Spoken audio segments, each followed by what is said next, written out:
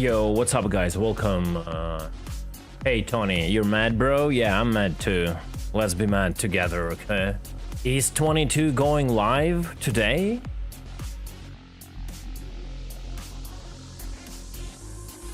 Oh, you're talking about the title. No. I probably misspelled it. Like, wrote it in the wrong way. I meant that I'll play PTU and maybe I'll play live afterwards.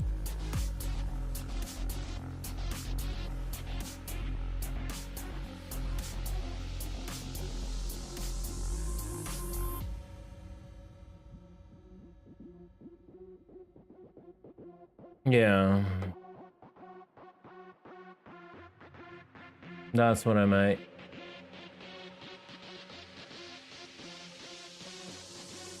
Also, I've redid my chat interface for myself, so hopefully I will not miss out now comments anymore on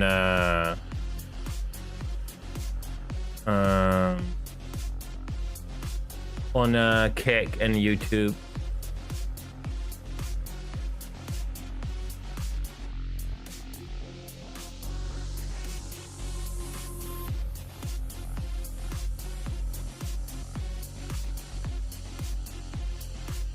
So the missiles are still disappearing half a second into the flight, right?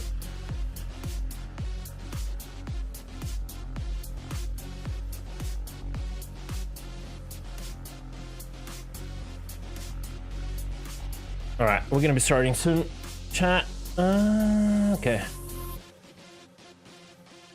Man, I hope I can finish the turret video before 22 goes to live, so people can like experiment, like, because obviously YouTube has a bigger reach, so people can meme and experiment, because like it takes so long.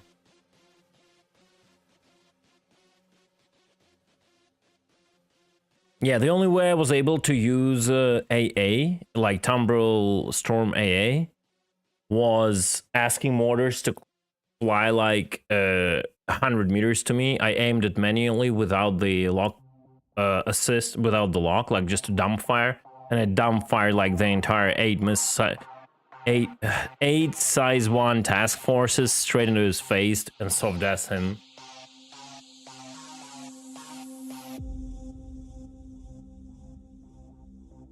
Otherwise, even if you shoot from 700 like 60 meters, they will not make it to the ship.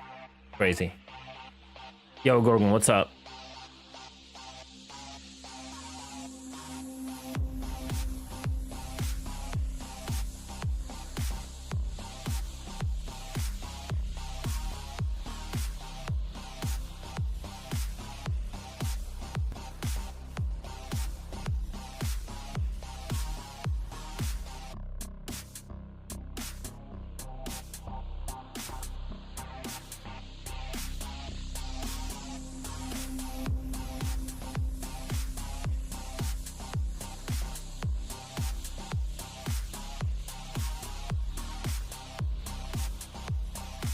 Gorgon, would you be so kind?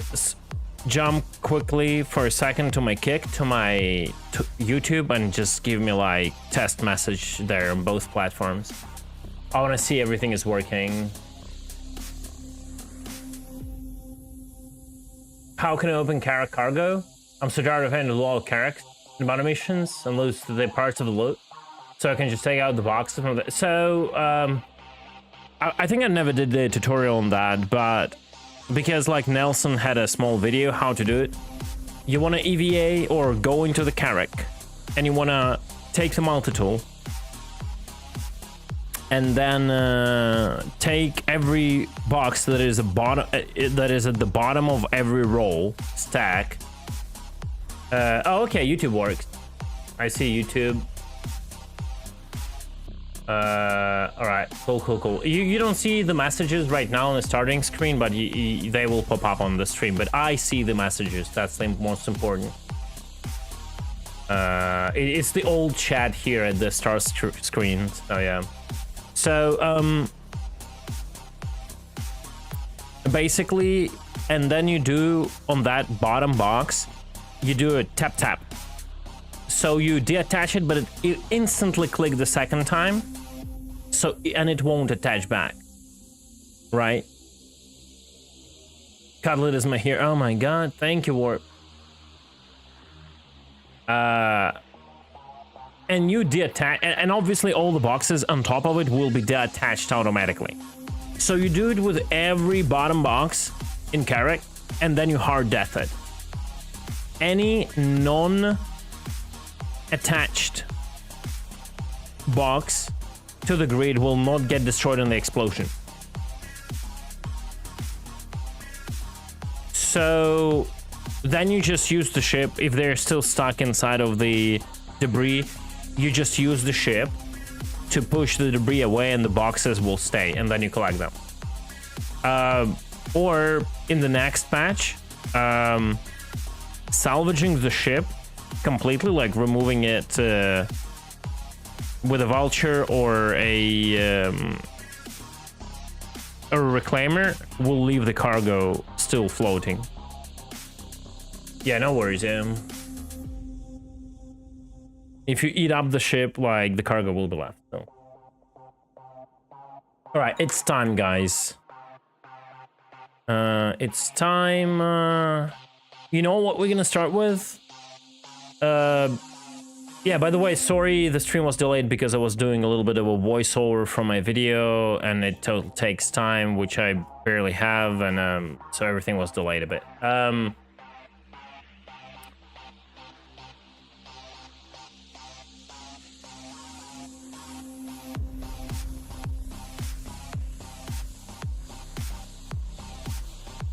Yo, Kobe, I'm fine, alright. Hey, Book SC, you talking about me?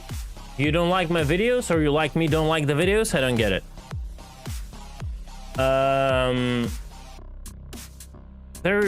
YouTube has a history of what you've recently seen, right? Yeah. Where is that? I wanna take a look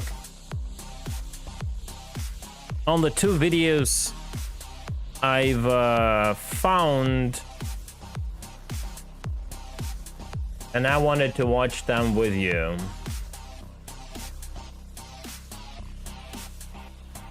Hitting it or not, it's all fine.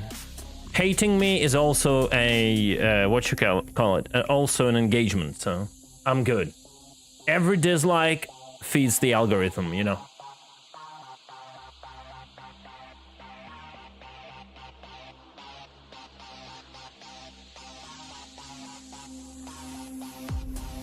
Okay.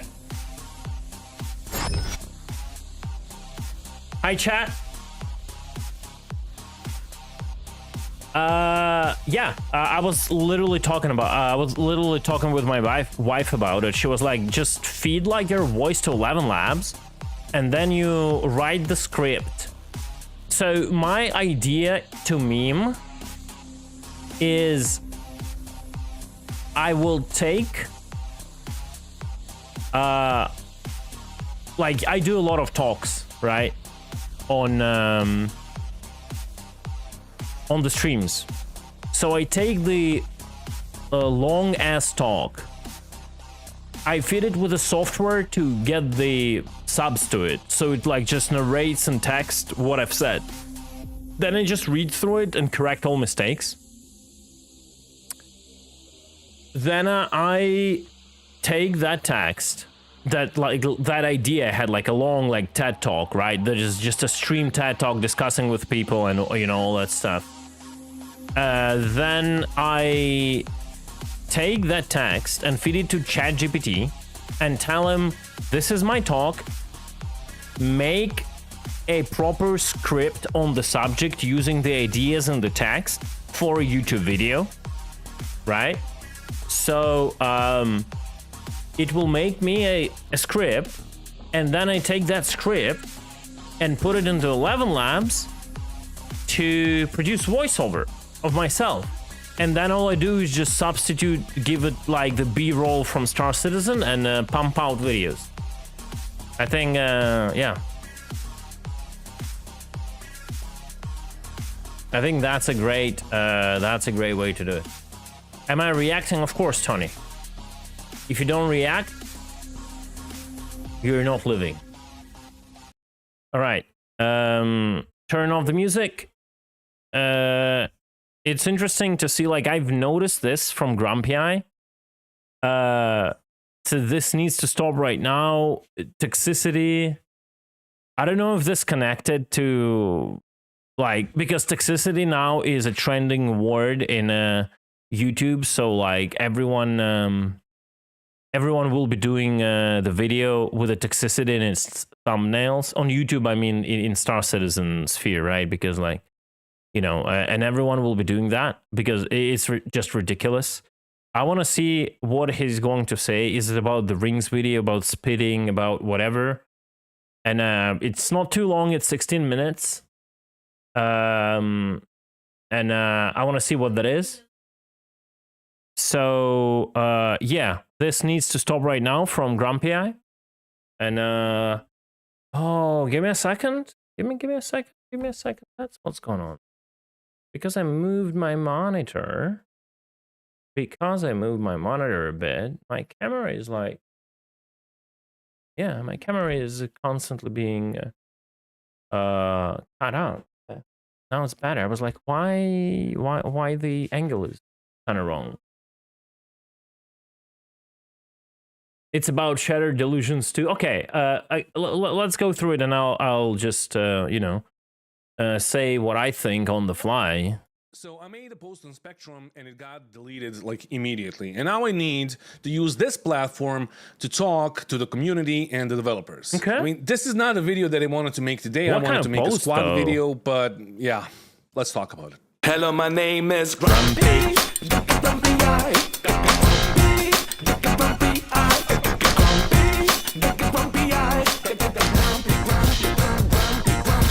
Since this video is going to be covering some topics that are really hard to hear and even harder to talk about, I'll just be playing some peaceful music in the background for a comedic effect, and maybe it will help us chill out a bit and calm our nerves so we can talk about this hot topic in a peaceful manner. Okay. I suggest doing yoga while watching this video, and try not to get angry at my jokes because this is my way of defending myself from the world, as I identify as a super successful stand-up comedian. And let me remind you that getting angry at stand-up comedians shows the world that you have no sense of humor. Anyway, I made a thread on Spectrum on how to combat toxicity, targeted harassment, abusive chat, and racial slurs, and all of the wonderful things that we can all see and experience happening on a daily basis in our little game. I made that post to tell the developers what needs to be done before this whole thing goes completely out of control. And you can see that it is slowly spiraling out of control, with people spitting on each other during CitizenCon, and then other people recording their private calls and messages without their consent, just so they can post them to the public. Oh, that's so true. Like, I like he brings up both sides of it. Like, you know, the more Slavic and Eastern European you get, the more people are like actually telling the truth.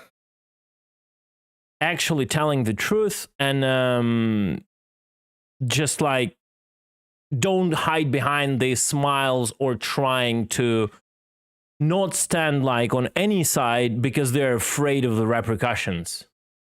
Which is, by the way, illegal in some states in the US, and it's illegal here in Serbia. If 100%. One party does not know that they're being recorded, then they have all the right to sue your ass. But more on that later. Matter of fact, I have experienced all of this in my first year of playing this game, so even before I made this channel. I've been called the N-word, the R-word, and all of the wonderful words that we all know on a first letter basis, but we never say them out loud. Yeah, like, it's like, you guys know. Like, most of you guys who watch me, you know how, like, those, like, very peaceful PvE players, like, what is their actual behavior? Whenever they're confronted with the gameplay they don't like, or they think they're entitled to not have. This is crazy. Like how many, this is my perfect example. I keep saying it for years. I've been told multiple times to like burn in the car crash accident with my entire family, right? This is the reality. Yeah, those sweet, harmless PvE players are actually the worst. right? Then I made this channel, and since people saw the color of my skin, they stopped calling me Ironic that it was a PvP player who spit at or on another PvP player. I mean, I'm not afraid to bring up names, Zero. We're talking about like I don't really care, because we talk about obviously Gabby's being spit on by Pancakes, right? His name is well, I have a big question on like how much Gabby is a PvP player, but then I have a lot of questions to that scenario. What led to that scenario even to happen? Like, why the toxicity grown? I no way encourage this behavior IRL, right? And I'm not saying that was something right that was done. No way. That shouldn't have been done, even for the memes. But then again, I also, you were there, Zero, right? You were at the CitizenCon. Pose champ.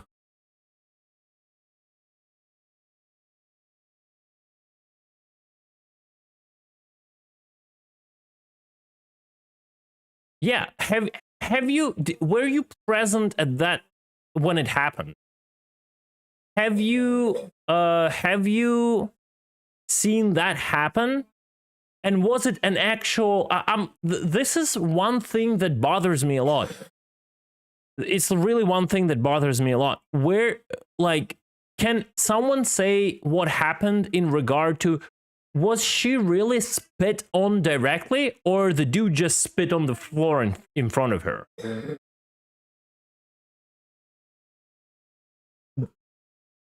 This is something I don't understand.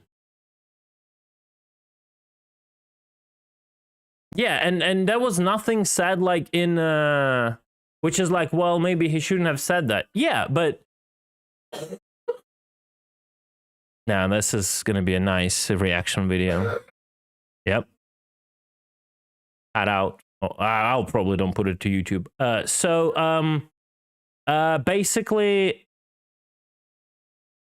Basically, I don't even know how terrible it was in the first place, right? Again, I don't say what he did was right, but there's a lot of questions that are being ignored and put in a very specific light by specific members of the community. That's what I can say. I really would like to be there to see what actually happened, right? the N-word, which is honestly a shame because I grew up on African-American culture, and being Slavic, this is one of the few cultures in the US that I can relate to, because the Slavic people were undermined, enslaved, sabotaged, and tortured for centuries, just like Hispanos and African-Americans were in the US. To the point, so you can say that in extent. a weird way, I felt included. It is obviously a fucking joke, but it's also the truth. And since I made this channel, I got targeted by a couple of orgs, which I shall not name at all because they were obviously chasing clout, since my YouTube channel at the time was I think for me personally, with the how internet is, I don't really care at what he said, because people can say different things. I more care about the real actions that were done, right? Yeah, like I don't really, I'm not happy about their behavior and the way they reacted on it. But again, all of that is known only due to the fact of basically being in the like illegally leaking the internal things. There are a lot of things that go with different people internally, and people have very different like viewpoints on life. What is more important is what they do like on the surface, right? I think that is more important. Like, if we had an access to literally every community, to every private Discord or private rooms in Discord, I think a lot of people wouldn't be able to even like what's the word for it? To even bro, my English, it died. It died instantly. They wouldn't be able to believe what certain members of community actually are behind the closed doors, right? It's like a lot of things to go what you present yourself to be, and you know, and not who you are with your friends, where you have like specific, you know, type of a stupid degenerate humor or whatsoever. Again, I'm not saying that what he done was correct, right? The problem is like a lot of stuff is just put in a specific perspective, in a specific light, from like, you know what? I'm not gonna lie. I think like if you take any competitive community, including AVS, there is or was some shit going on the background in you know, certain channels discussing certain people in a certain way. The only thing is that no one ever bothers to play this psyop fucking exposure game, and that's about it. Was growing and performing much better than theirs, and they probably didn't like me because of my opinions on the game itself. So they wanted to discredit me, but the funny thing is, I never claimed that I was the best PvPer in the game. I like PvP, but there are people that are much better than I am. So they paid a girl to befriend me and people in my old org that I was leading, and she sat there in our Discord for nights and nights until she would fall asleep while mining, and she laughed at our jokes, and she made us laugh, and she listened to my guys crying over their wives leaving, and she screenshotted and recorded it all, without our consent, of course, just so she could send all of that to the org that wanted to make an hour-long video on us. And they did, and they shared a ton of screenshots. Just pure internet trolling he's describing. I mean, in the end of the day, this is fucking internet. You have to have a thick skin, especially when you're putting yourself up to public. I'm not saying like all those people are doing. By the way, this is not, he's talking not about LR at this point. It is just stupid to do that, but it is internet, and you know, 4chan has been is one of the very old internet resources, and the ways to mindfuck and like troll people out, like to get under their skin, have evolved since then, and you know, it's yeah, it is what it is. In that video, all of which were taken out of context. As an example, it reminds me of Eve. I'd say this, usually what I say about when someone tells me it reminds me of Eve, unless we, in Star Citizen, we will have people completely cutting off an entire building from power because a fleet commander lives there and is now leading the fleet in the battle against another org. Like, until we will get people cutting off buildings IRL of power, so the guy just drops out offline and he cannot lead the important operation. Until then, this is nowhere near to Eve, right? So I asked my org mates to share a link to the stream VOD of one of the people from that org that was targeting us by asking them to post a link to their stream, a day after the fight between my guys and their guys ended, and they accused me of stream sniping. And on the flip side, the same org was heavily targeting me in the PU, and whenever I joined a match in Arena Commander to practice PvP, there will be at least 5 of them joining the same server and bunching up on me so they can ruin my fun and film it for later. When it comes to the PU, there was pad ramming involved, literal ramming in the hangars, and a ton of other stuff that is also against the terms of service. And to cut things short, some of these man-child figures are still shitting on every video that I post on YouTube. They are, of course, not the only ones that have a beef with me, that want a piece of me just because I'm a YouTuber and a part-time streamer. And that is why I have to have an alt account, just so I can post on Spectrum, so I could share my thoughts without having people like them steering shit up for no good reason. So what I'm saying is, I'm just a little bit opposite. I'm like, oh, you want to steer the ship up? Just go ahead, no one cares. That's how I usually do it.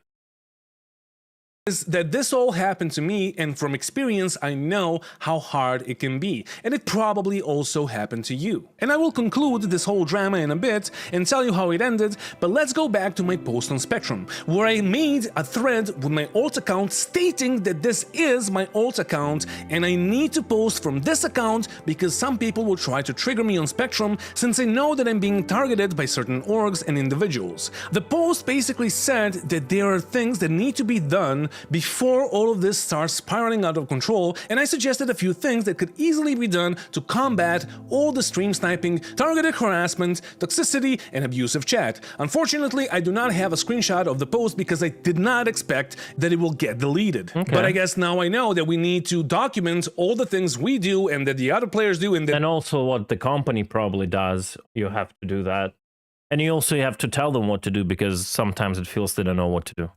The CG does, so we can hold them accountable. But anyway, the first thing that I suggested was the option to toggle streamer mode on and off. If other games have this, why is it so hard to do it in Star Citizen? And if you don't know what streamer mode is, here's how it works. Everyone can enable it whenever they want to, and it scrambles the name of the person that is using said streamer mode. It either replaces the name that other people see. That's usually not what streamer mode does.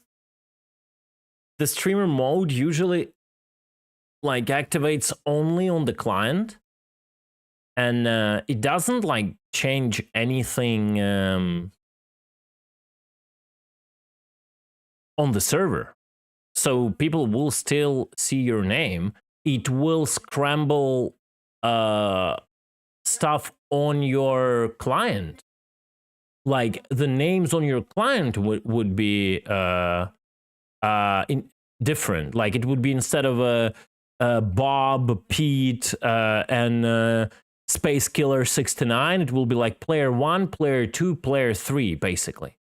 Usually that's what the streamer mode is. Like it wouldn't allow you to gain an unfair advantage as a streamer and change your name, right?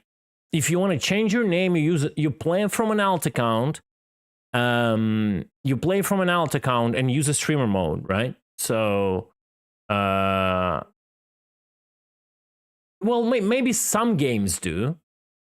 Yeah, but alt accounts aren't good design. Well, streaming is not incorporated into the freaking game design, Gorgon. Stop capsing, bro. Like developers, when developing a game, should not be focusing on streamers. Like they shouldn't create functionalities for that. Like if you want a different name, just change your name or use an alt account. This is like, you know? Yeah, but we don't have a kill feed. We don't have a kill feed, devs. It's different. I think the main thing is not if they see you on the server. I think the main thing is for you to not stream the essential information. And when we are talking about not streaming essential information, is hiding all the players should be like player 123, player 123, player 123, basically. And that's it. Right? So on your stream, you don't show what are the names on the server. You know what I mean? Like, it doesn't really matter, like, if they will see you on the server.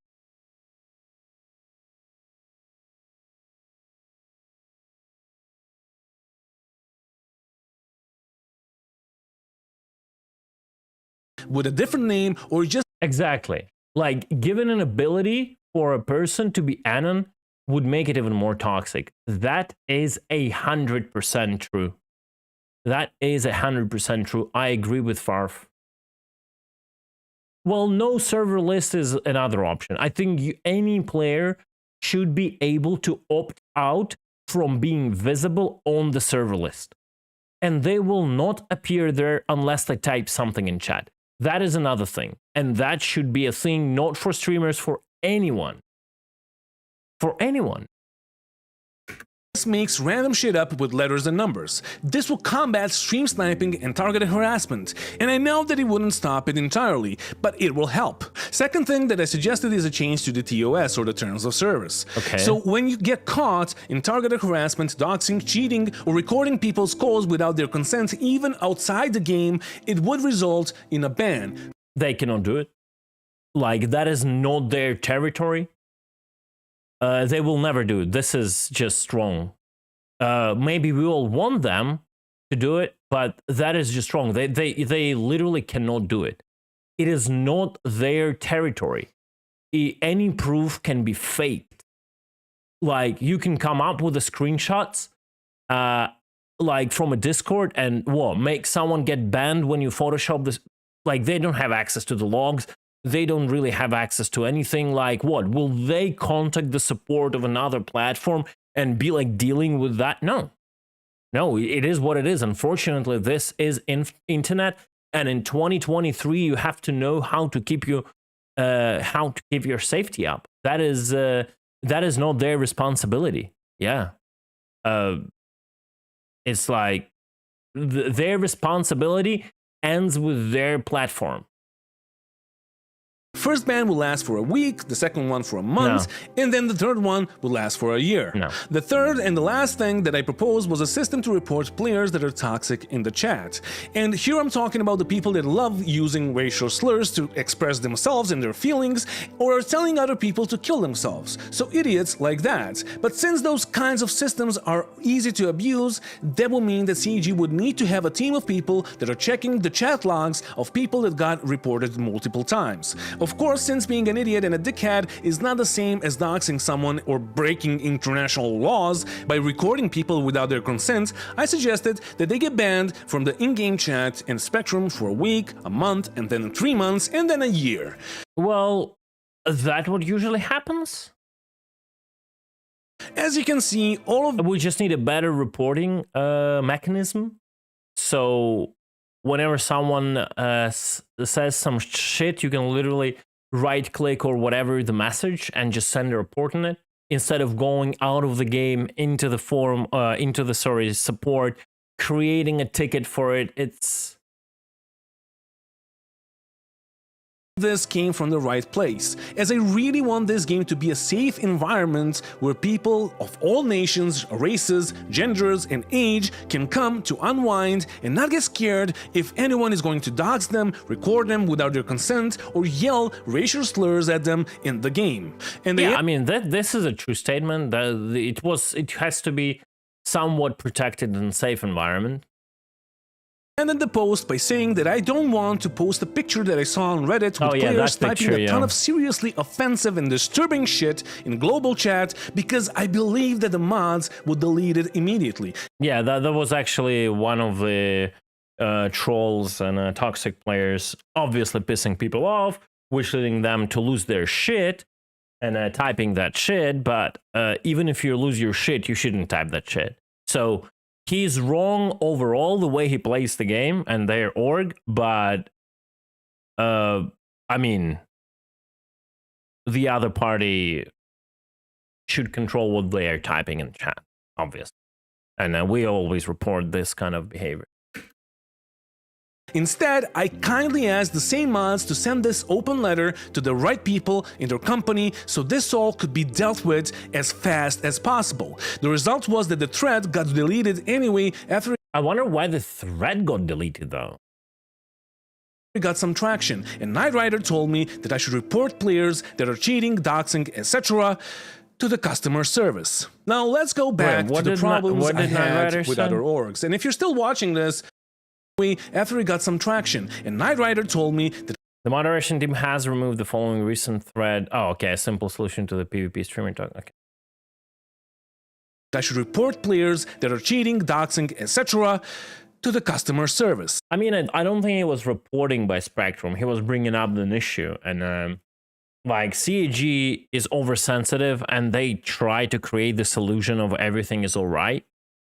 And they don't want these talks on Spectrum. So I don't agree with this policy. Like, I understand they want to keep it civil, but I don't think he typed anything uncivil in Spectrum, right? It was just deleted just because they felt it's gonna blow off out of proportion, but yeah, they brush it under the rug. Now let's go back to the problems I had with other orgs. And if you're still watching this, that means that you probably experienced some of this. And unfortunately, most of Star Citizen players have experienced this kind of behavior. The orgs that were harassing me and my friends got reported by a couple of my org mates. They sent them screenshots and videos of them pad ramming us and people from an org we were friends with. And they even used the very video that the attacking org published as proof of how they recorded us without our consent. Also, one of my guys claimed that he was getting doxxed because they used the actual picture of him with his fiancée in the video they fabricated just so they could shit on us. Now, I don't know the laws in their country, but I'm gonna say that I trust them. And they also reported the person that has been paid to record us. And you know what happened? Nothing. Nothing. If anything, that has spread the hatred. It's the question if actually nothing happened or not. Like, it's questionable. Maybe they don't know if something is happened. CAG seems to turtle every time something like this happens, and they just stand there silently. Yeah, but if it was their first warning, Gorgon, then it would be their first warning. Because I know people are getting suspended temporarily if it's multiple offenses like this, and then they get suspended more and more. Acting like nothing is happening. And of course, people will see that as a clear message that there will be no repercussions for that kind of behavior. Yep. And now even some of my ex-org members are doing the same thing since it's obviously allowed. They're logging in just to grief other players, to pad ram, to attack streamers and YouTubers on site, and to make the already buggy and unpleasant experience of playing Star Citizen even worse for people that just want to unwind. They're logging in daily just to trigger people and laugh at them. Yeah, and you may or may it's like the usual troll mentality. Not know there are literal orgs that take pride in this kind of behavior. And all of that. Yeah, of course, like Griffernet and such, they do. There it's not many of them, but there are some, right? That just feast on that, basically. That shit needs to stop. And listen, I know that I'm very unwelcome in the community, but I honestly don't care about what people think and say about me. And I know that some streamers that don't like me are basically stirring shit up and supporting people that are attacking me. I've been through much worse than that. This video is literally candy-coated gold to the people who are doing this to him. Maybe. I had people from Serbia's intelligence agency posted outside my door, following me everywhere I go, because I was one of the leaders of the biggest anti-government protests that Serbia had in the past 20 years. My phone was tapped. I was held at gunpoint by our military with balaclavas in the center of my hometown. I was harassed. I had people trying to stab me. I had people trying to scare me with their knives in dark alleys. So what I'm saying is, I don't give a literal shit what anyone thinks about me. I have a thick skin, but some other people don't. I think this is a valid argument. This is a valid argument. This is basically, I kind of have this argument a lot myself, right? That I have a pretty thick skin, right, to anything. Especially considering I'm from Ukraine with the recent events, and there are some nasty DMs that get into my Discord from time to time, and it's like the point is good that there are other people who don't have like that kind of a thick skin, right? And we all need protection from some people that are harassing us in a game that we all support and back, that is supposed to bring us fun and joy. But even if I had the This is I don't agree with, because this game only supposed to bring hatred and suffering. So here he's extremely wrong, but let's move on. thickest skin out there, I'm still human. Yeah. And what do you think would happen if I went to CitizenCon this year? I think nothing would happen. I think he is overreacting. The maximum that would happen, someone will spit on him, and that's it. have a friend that wanted to buy me like the plane ticket and the ticket to attend CitizenCon, and I declined because what do you think would happen to me if I went there? Because like so much of the community fucking hates me. And first of all, I don't know if so much of the community actually hates him. Like, I don't know anyone who hates Grumpy. He's a cool dude. I'm pretty sure, like, there is a bigger part of the community that actually hates me due to my gameplay than him. Well, he's a YouTuber who is critical to Star Citizen, but he loves the game. He is very close to like being very realistic with certain things. Not that I'm saying I agree with every single of his statement, but he's being real with a lot of things. And like, people don't like me because of my gameplay actions, but community doesn't like him because they are living in the bubble of CAG being the greatest company and that does no mistakes, right? And whenever they are opposed with the reality check from him, they're getting mad, right? But in a lot of cases, not in all the cases, but in a lot of cases, he's kind of on point or very close to it. So, and because of how entitled this community is, it probably creates some traction, but I don't know if people really hate them that much. It's funny because even the most critical and savage backers of CAG still went there and shook Chris Roberts' hand like dorks, smiling ear to ear. Everyone talks big. Well, listen, I've shook Chris Roberts' hand on a Bar Citizen at Berlin. But I don't. I never like. I'm always like super realistic with the game. It's bad. It's bad. It's good. It's good. And I use this opportunity only for one thing. While shaking his hand, to make sure the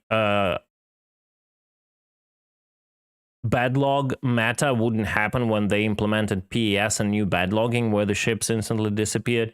And guess what? It worked. Apparently he made sure people cannot insta bad log, so we had timers and all that shit. Right? So yeah, I'm proud of my handshaking with him.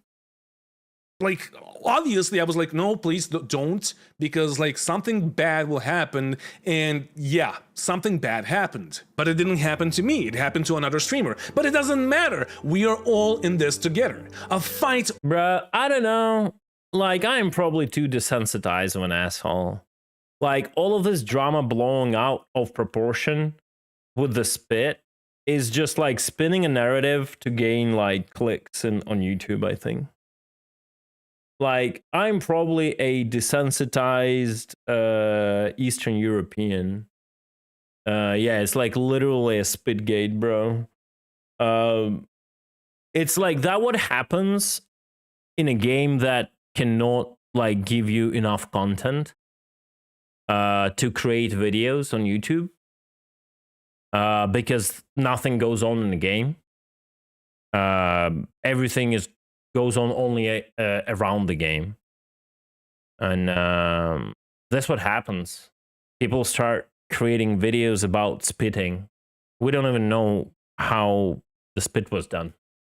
Like, I don't have any evidences. Like, it's always again, as I said, it's like a bad thing, but we don't even know the truth, you know.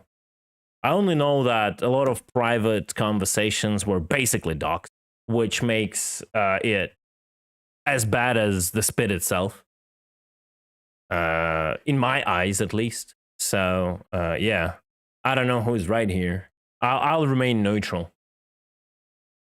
Almost broke out, and it all ended up by someone spitting on a streamer. I didn't mention any names in this video, and I will continue to do so. And I know that this all happened because of some private shit, but like, I don't care. It's still like, it all happened because of a game. And in the end, it doesn't matter who's right or who's wrong. Physical and psychological violence is never the answer. And most of this community is over 30 years old. So one would think that all of you have fucking learned how to behave by now. But I guess that's just how people are, and that's it. Therefore, all of this needs to be dealt with immediately and in a proper manner. I'm not taking any sides, even though I know some of these people, but you must understand that this is affecting all of us as a community. And if nothing gets done now, it will only get worse. Then nothing will get done now. It was always bad.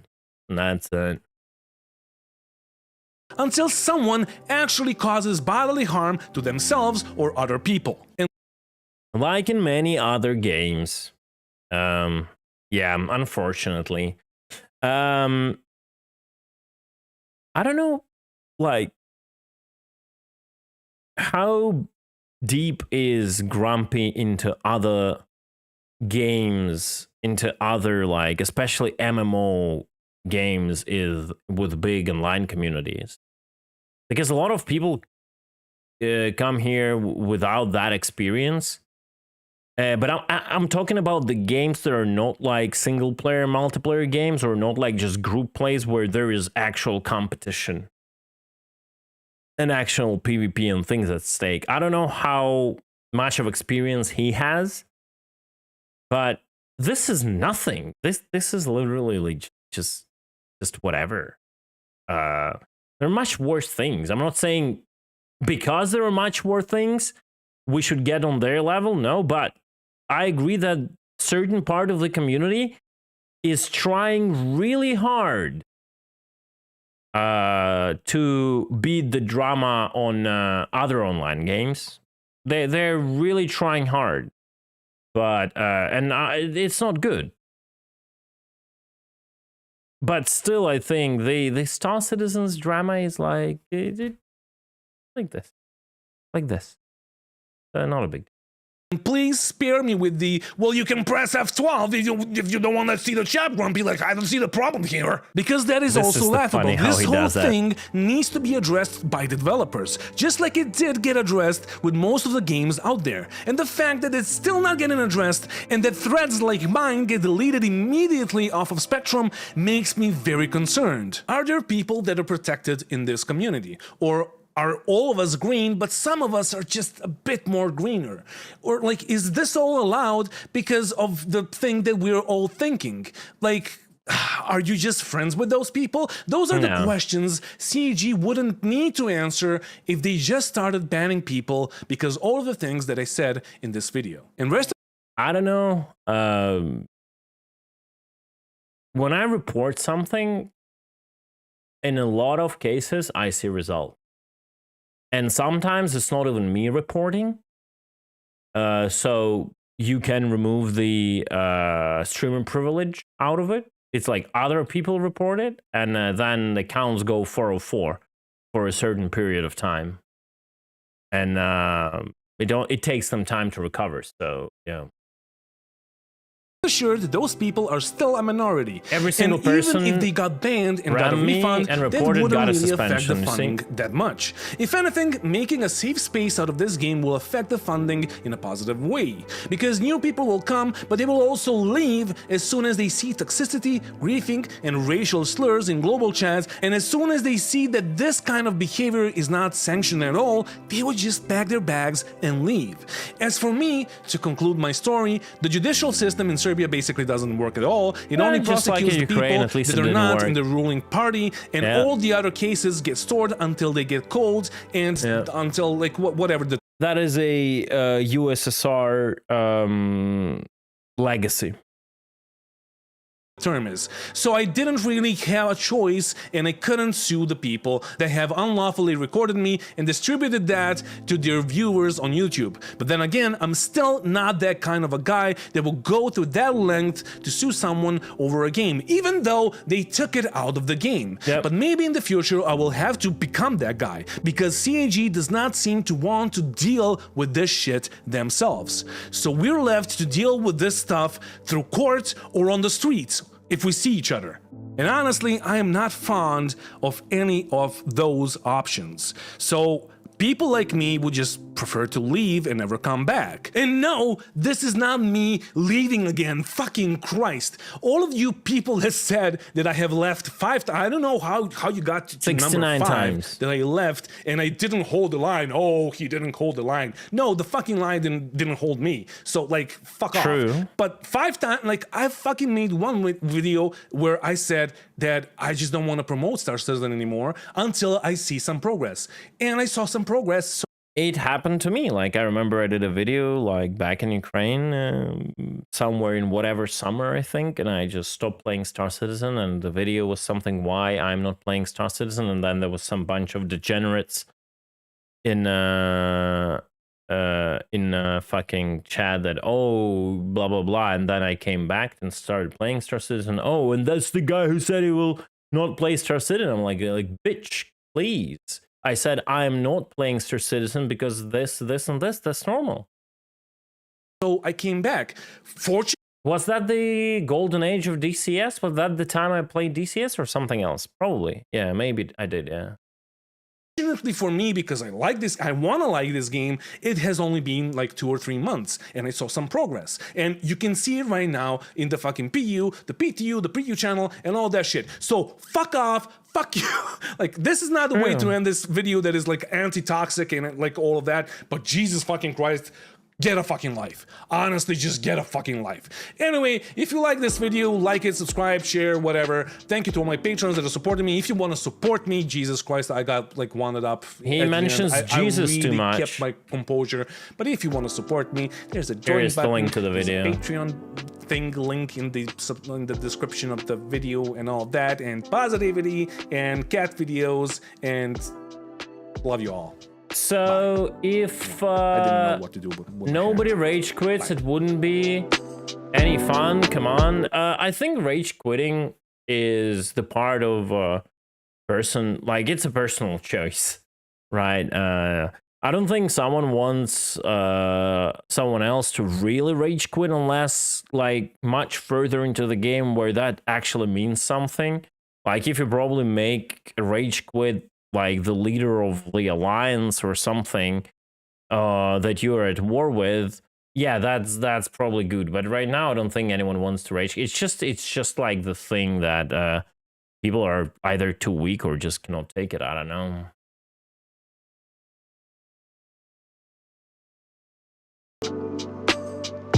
All right.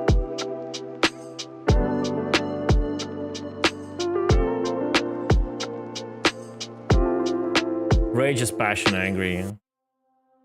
Oh, here. Oh, what is Slowly. this? Oh, okay. That's a meditation part. Well, we'll skip that. Thank you, Grumpy. And well, that was fun. That was fun to watch. And I definitely don't agree with everything he said there. But please react to Mike reacting on this. On this one, I don't want to. But I have another video.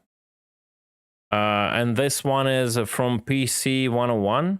Just the name, salvage ships at New Deal that keep respawning. I want to see how that is. Hello there. So I found a way on how to salvage ships at New Deal with the new structural salvage mechanics. Thing is about this location is these ships will continue to respawn, which is an issue. Obviously, having this next to the ESOP terminals is also an issue, so hopefully somebody at CIG sees this before it goes live and fixes it somehow. I don't really have much faith in the issue cancel reports. Yeah. That they would see it in time. Before it goes live, so I have this video faith will in issue council's report when you do report and you send it directly to a CG member. Not gonna lie. I'm going to show you how to do it. Please don't, but Please can't stop don't, me of from doing it. course. But Please don't. I did it, so what can I say? Anyway, so obviously you just approach the area with your beam activated, and it will start doing its magic. Then we just broke the hammerhead into pieces. Then we just move over to the Connie. Okay. That's one way to do it.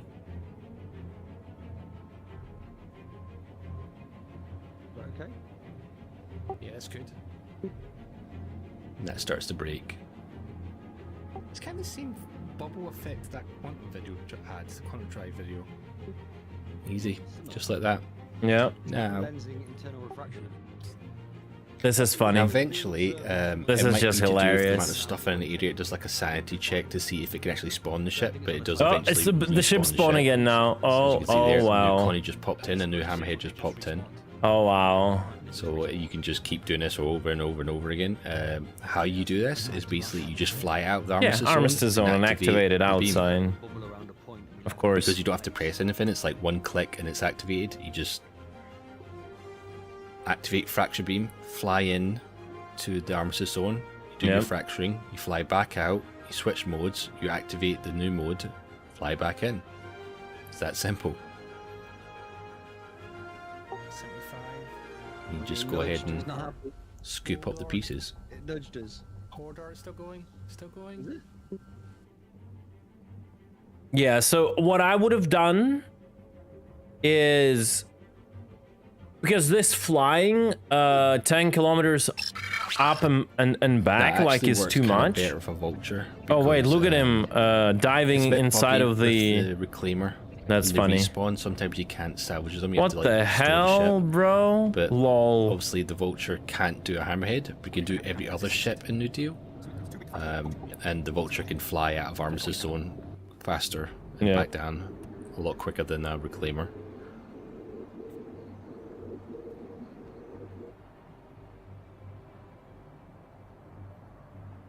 And then you just fly out again, fly back down, and start scooping all the material.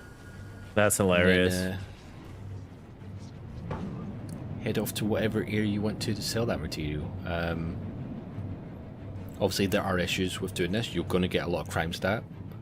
You can't use a tractor beam in armistice zone, so you're not going to be able to clear the buffer. You're going to have to fly out of armistice zone or land in a hangar to actually spawn boxes in your cargo area. So you wouldn't be able to do this. You wouldn't be able to salvage and immediately fly here and sell because they're still sitting in the buffer. I just did it because it's fun, kind of interesting outro.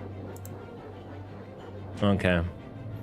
Anyway, hopefully CIG sees this and fixes it, because I can see maybe an easy fix would just to have those ships have constant shields on. I think the easy fix that should have been implemented since initial salvaging is to actually disable the salvage heads whenever you enter armistice zone. Like, it's basically an old bug. Like you were able to like surface lick or whatever it's called, like hull scraping. You were able to do that inside Armistice by activating the beam outside. Like nothing changed. It's basically the same thing. So why CG doesn't finally, after all the time salvaging is in, doesn't do a logic where whenever you enter the armistice zone, the salvage mode is disabled. Like the heads go in and you're just disabling the mode, and then you cannot enable it. Like I just don't get it. What's the problem with it? You wouldn't be able to fracture or do any kind of salvage if they have their shields up. Oh, they've thrown the Seems like guy easiest away. fix Oh for my god, COG that's to do. funny. I believe. I don't know. Anyway, hopefully this gets fixed before live, because this is going to be a lot of rattling ships around the area. Otherwise, I would imagine I'm not the only one that would think about trying this. Okay, that was fun. What I would have done is I would have brought the second reclaimer with one guy on collection. The disintegration, whatever. So one guy would be breaking, the other reclaimer would be constantly disintegrating, and then the reclaimer that has the disintegrator on would have a. Oh no, he doesn't even need anyone. I mean, yeah, no. He needs a guy in a cargo hold who would eject the boxes, but he cannot use a tractor beam because it's in an armistice zone. So he would eject the boxes, and then the owner of the disintegration reclaimer, just like we did it yesterday, would be at the terminal selling. And one box pops out, they sell it, and etc. etc. etc.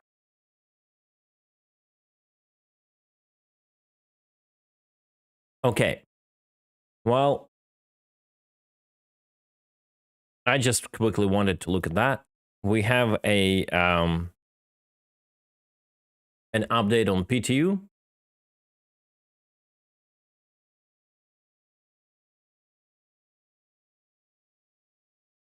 The update states that they updated the Microtech Jumptown location with denser forests, derelict settlement loot and shops polish pass, further structural salvage VFX polish. I want to go and take a look quickly with a vulture. Updated mineable size scaling balance based on community feedback. I'm not going to get into that. I'll leave that to Salty Mike. Added new vehicles to P shops. A1, Scout, Furies, Halsey. Okay, cool. Graveler vehicle is not considered a ground vehicle when spawning an ASOP.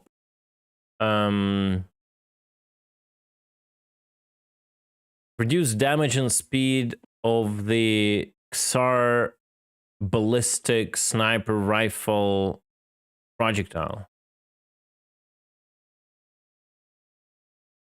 XAR? What is that? Scalpel? What is XAR ballistic sniper rifle projectile? Reduced LH-86 pistol damage. Is it worth reducing? You like needed a mag to kill someone. And it's like, its recoil is so crazy. Like it kicks so, like it's so, well, you can like dump the mag only if you're like 1 meter from the target.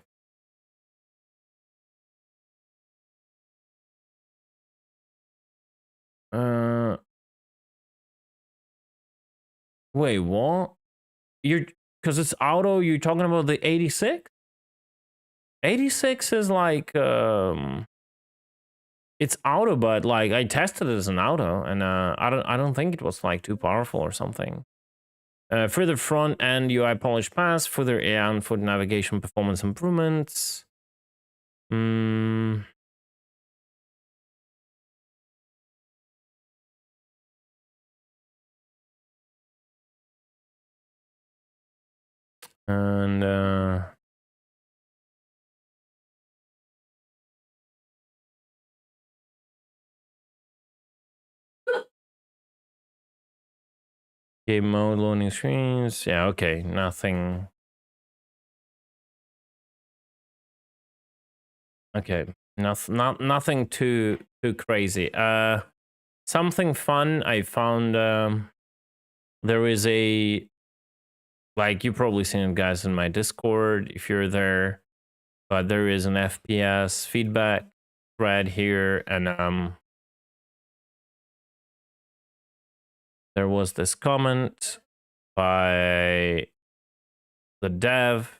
Having exposed squishy human parts has a much higher multiplier than when you're wearing armor.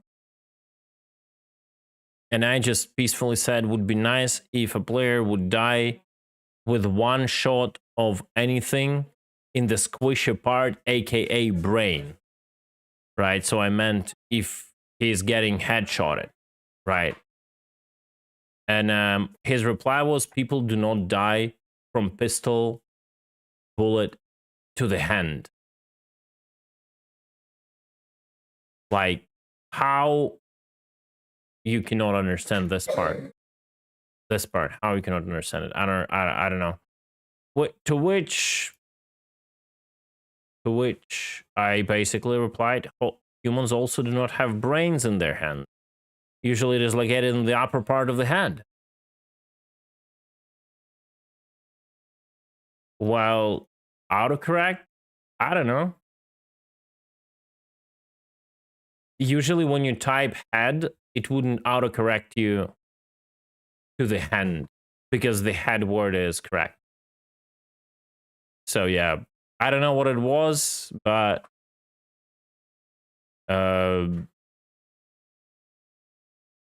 if I would be a dev, I would be double checking what I post. Yeah, like, because of this, like this kind of attitudes, I honestly don't even want to type any kind of feedback to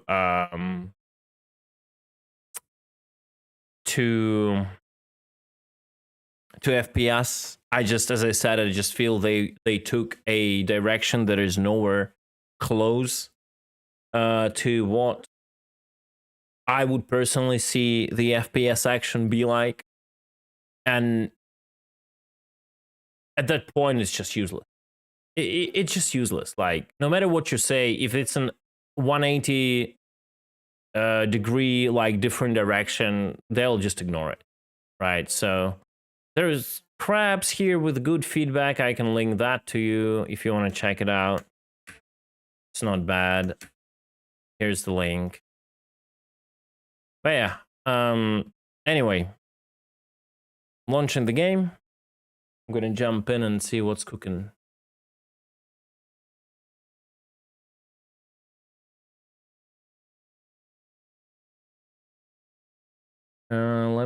No, I'll do it later when I hide the browser.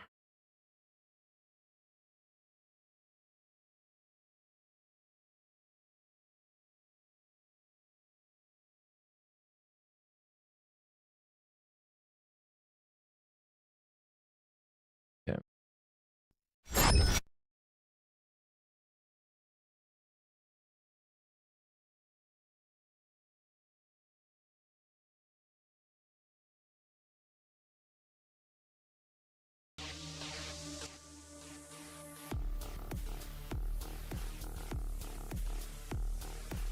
Okay, it's weird. What happened to my playlist? That is so weird.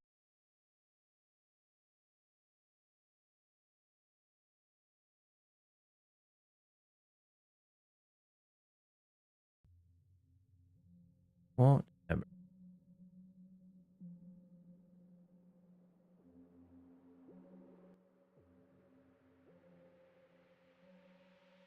Okay. Man, I hate this a lot. We're doing all of this every time. I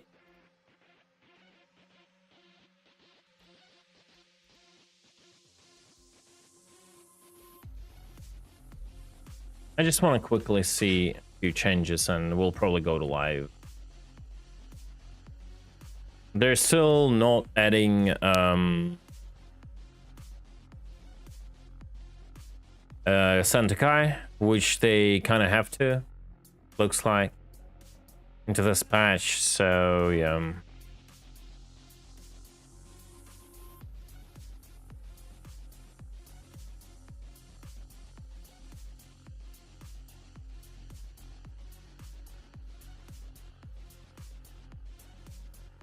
Well, that wasn't in depth. That wasn't in depth comment though. That was just one line of text about like just headshots. So.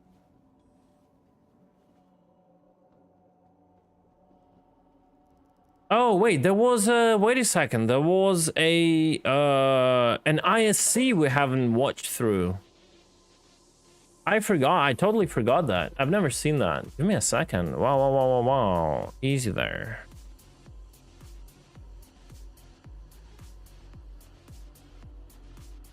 Then they never reply though to my in-depth posts because I don't know.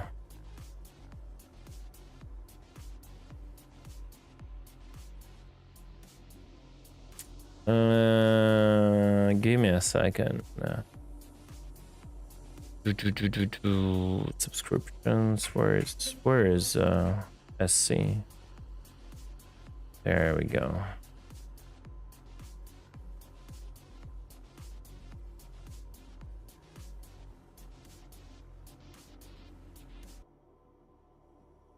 One second. Bro, they just released CitizenCon editing. I thought my editing is slow. Like they released day 1 6 days ago, and they just released day 2 like 2 hours ago. Wow. That's crazy. Okay. Inside Star Citizen salvage operation. Let's listen to this. Let's see, because this video is done after like all this like negative feedback on structural salvage, right? So what happened since the last time we talked about salvage? So the last time we talked about it, it was about the prototypes that we were doing with the entities spawned from the entire piece, so the thousands and thousands of entities. We had to reconsider our approach quite a lot because it was apparent from the prototype that several aspects of it weren't really going to work the way we wanted to. With the demo failing, or basically showing us the limits of our engine, which was the entity count, by showcasing that it takes a really long time to spawn all the entities that would fit the size of an 890 jump. We also had to reconsider some things because we wanted to get this in players' hands as soon as possible. So that means making a few adjustments to the scope. We were asked to come up with a solution by the end of this year, which is structural salvage. Yep.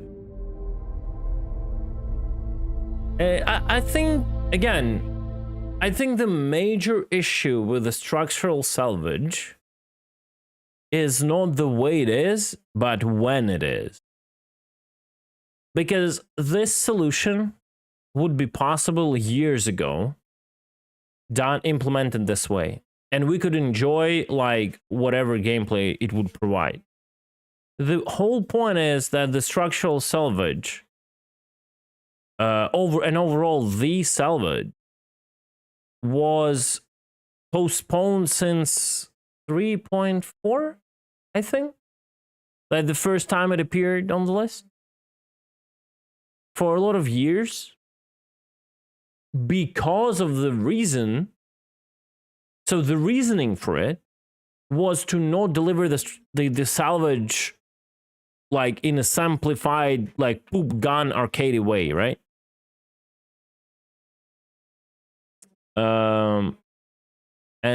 Yet we get it now in that way. They didn't want to release it, and I think that's the only problem with it. That is the only problem with it, and I'm still happy it is here.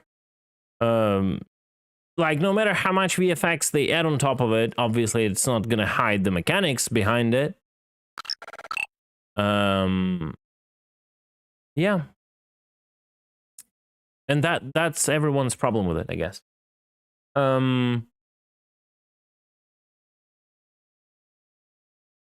Ahoy there, Space Cutlet crew. We have a new crew member on deck. Give a warm welcome to Cornholio 21. Cross your fingers that he's not smuggling TP for his bunghole in our cargo space. Let's hope he's more into looting and plundering just like us. Welcome aboard, matey. Okay, Corin, thank you so much. So, yeah, we'll have to wait for Maelstrom, like, because the way they show this, like, multiple entities, it has to be like you slowly chip apart like parts of the ship, and it has to be like somewhat dynamic, right? And then you don't have all the entities at once, right? You like this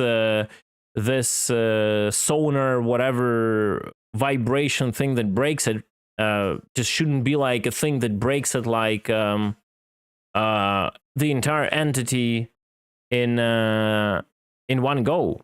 That shouldn't be even a thing overall. It should have been like the laser cutting thing that would like chip off parts of the ship, right?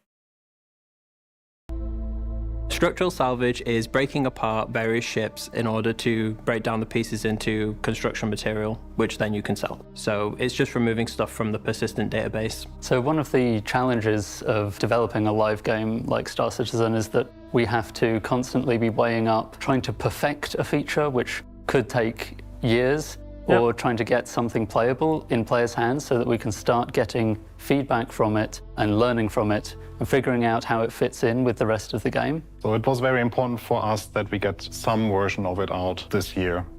It's not the full version yet, but it's a good first step that allows us to test the feature and close the ships that we already have, that are the Vulture and the Reclaimer. I kind of disagree. I don't think it's a good first step. It's just a step. The good first step was the mining. That was a good first step. That was unique to any other game, right? But this is just a step. And now they try to sugarcoat it with some shaders on top of it. The new Vulture gameplay. Yeah, oh my god, the Maelstrom is definitely like multiple entities, but what Maelstrom will allow you is to chip off slowly something part by part and not like generate like 5,000 entities while breaking the ship completely in a single go, right? That's the thing. It builds on what we already have. The idea is that you'll approach a wreck. We want to encourage you to use the hull scraping first, so you don't lose the RMC in the process. Which is higher value per SEU than construction material. How is it? Well, they're probably going to balance it like this, because this is not true right now. And even if it's going to be higher value than a construction material, like the rate of getting them is exponentially different. Like, while you're getting one SCU of hull scraping, you can get like 100 SCU of or something of a construction material. So the Vulture is equipped with a resonance field, which allows you to charge up energy on the target. Assuming that it's still in one piece, if you've not already blown it up with guns or missiles or something, you'll have to fracture it first. A fracture field is built up between the arms, but it's also projected outward. So you can see only 0.8 SCU were filled with RMC. First. A fracture field is built up between the arms, but it's also projected outwards. Which will break it down into various parts. We wanted to make sure that the resonance field wasn't going to create opportunities for griefing, so we've taken the precautions a step further from hull scraping, which requires that the target's shields are off, to structural salvage requiring that the ship's power is entirely off. So it'll be quite hard to use that offensively unless you find a way to disable the target's power plant. And then you switch to the disintegration mode, which then disintegrates those parts and draws them into your salvage ship as construction material. Then into the grinder and then into the internal storage, and from there you can then move it out through the filler station into the cargo grid. The internal storage is one of the great additions we've made here. What that is basically temporary storage between Internal storage is really a good addition, I agree. They just need to add a button to vent it. Sometimes you're left with like a 0.1 or whatever leftover of, let's say, a recycled material that never allows you to create one more box. They need, like, on this screen, they need a button to vent it. You vent, gathering like, the all material insides. and you putting the material into cargo boxes. You have more space inside of your ship, so when you now go back to the filler stations, instead of the material just being stored in the filler station, you now draw from this pool of internal storage. That is Another thing is, like, if you take 13 SCU, physical volume of it, I don't think there is effectively space in the Vulture.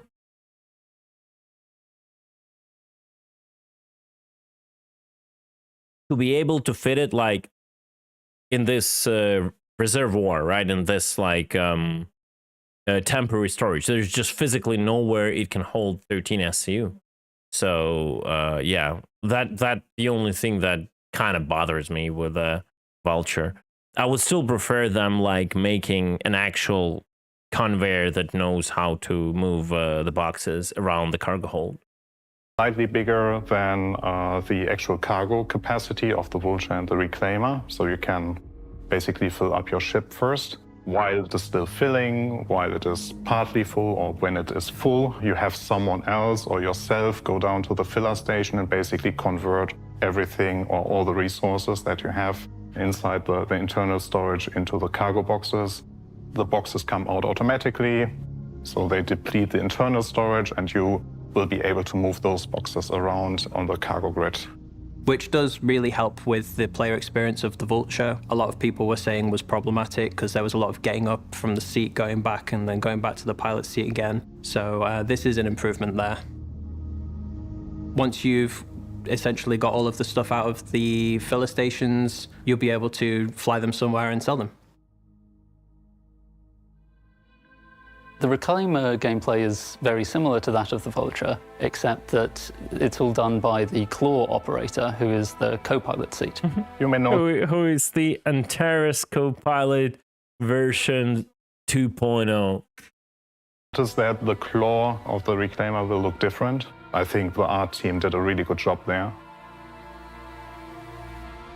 So we got the request to start looking at the structural salvage feature support. The feature team reached out to us and explained to us what they wanted to do and how it was all going to work. And obviously that means that from our point of view, there's a few things we needed to do. It's always had this literally kind of two great big buttons. claw underneath it, underslung under the cab. And now was the time that we were going to look at it and kind of make that nice kind of feature of the ship actually function. Now we have the gameplay defined and redesign or revisualize. Remember, guys, that I said next years are going to be years of a big reality checks and disappointments. I said it multiple times previously, and that is basically what I meant. They will have to start delivering something, and they no longer have an ability, apparently, just by their estimations, to keep infinitely developing. So the features in the game will be done completely just like in any other game. It's gonna be like, a few clicks of a button and all that kind of stuff. And we can only hope that in future it will get better. That's the only thing. And when I say get better, for it to actually get better, to get on the next level, like to get to the level of immersion we were promised before, that means a complete rework on the feature. Not like working on top of it, but a complete rework of the feature. Like, if we want to have back the claw, that is something to what we were promised, that's just a different approach. It's much more complicated approach. The claw. We didn't want to just kind of start from scratch. We wanted to take the essence of the original, but rework it to a way that now made sense with how the actual feature works as a whole. One of the things we wanted to do was make sure that the claw was in the player view when you were sat in the operator seat. And because of that, we tried a few different options out with the claw kind of like facing forward originally, and then we kind of had it facing up. We wanted to have the hand of the claws actually upward facing so that we have it easier accessible by the tractor beam gunners on the reclaimer so they can feed into the hand. But we realized with the updated position that is more forward facing, it makes more sense because we weirdly navigate that the hand is below it, and with the tractor beam it still works. You will no doubt have noticed that we're no longer calling this feature munching, and that's because we just didn't have the bandwidth to support an actual physical munching. But will we have that feature in future? That's the question. Action of the claw. On the original, it was like claw that would rip things apart. Now the feature isn't. Yeah, like, I don't know. I always told that I don't see that possible in a multiplayer game with a network like... with networking, like making this physical contacts and ripping out parts, that is like something developers barely manage to do in certain single-player games. And usually those games are voxel-based designs. Working like that. So now it acts as the field emitter for the resonance and disintegration fields. You can still start with hull scraping, and we highly encourage you to actually do. To highly encourage I wanted to say plebers, players to do the hull scraping first. You don't have to say we highly encourage you on this on the video. In the video, what you have to do is balance out the values. That's how encouraging players work. You know this pretty well. CAG, by keeping your profits of the players broken for years in a certain way, like making something earn you like bajillions of money, and that's how you encourage players to do only one thing out of 100 possible in your game. That so that you get the RMC, which we will increase in value, so it will be worth your time to actually do the extra step. And claw will activate the resonance field or fracture field of the claw, and the claw operator then needs to communicate with the pilot to... The part of communicating with a pilot is really not good. Like, the fact, it's literally an Antares operator 2.0. Like, I tried, like, doing this, and even when you're sitting in one Discord, this is a really poor experience. Trying a pilot telling a pilot without pilot seeing the percentages of the bonus you get. Trying to tell the pilot how many degrees he should turn left or right or roll. It's bad. It is freaking bad. There is no other way to describe it. It's not about like we're not being good. It's the mechanic and the logic that is bad. And that will lead me to my next point. To bring the claw into the position of the target that you want to fracture.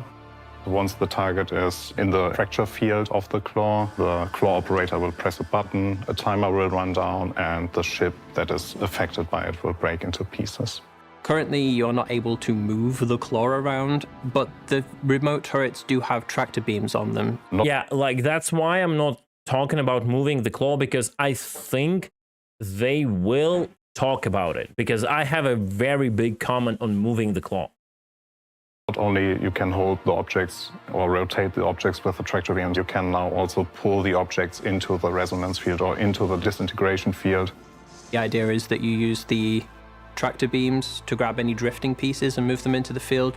And the next step then is actually converting those pieces that you just created into the resources that you want to gather. And for that, the claw operator will switch into the disintegration mode. Again, you press a button, the ship is basically heated up and then converted into a material. We needed a way of collecting all that material, and that's where we decided to take some inspiration from what we did on the Vulture. Between these kind of big emitters, we were still sucking in all this material, and that material was then being processed and ground up and kind of sent down to the main ship itself.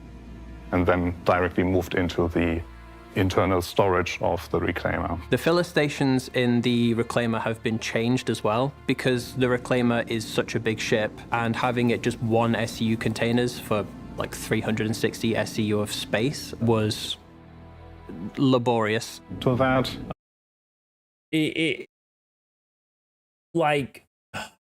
okay, now we have a new word. Instead of tedious, it's laborious. Okay, finally. I will now have another word to meme on everything that is laborious in this game. I am very unhappy with CAG's greed on the cargo grid. Give me a second.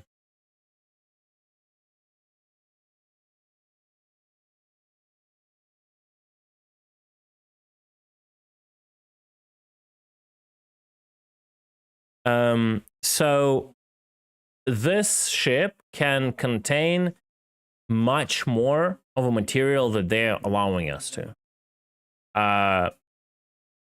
This like chains and cranes that should all go away, and we should be able to fill out almost this entire hold with the boxes.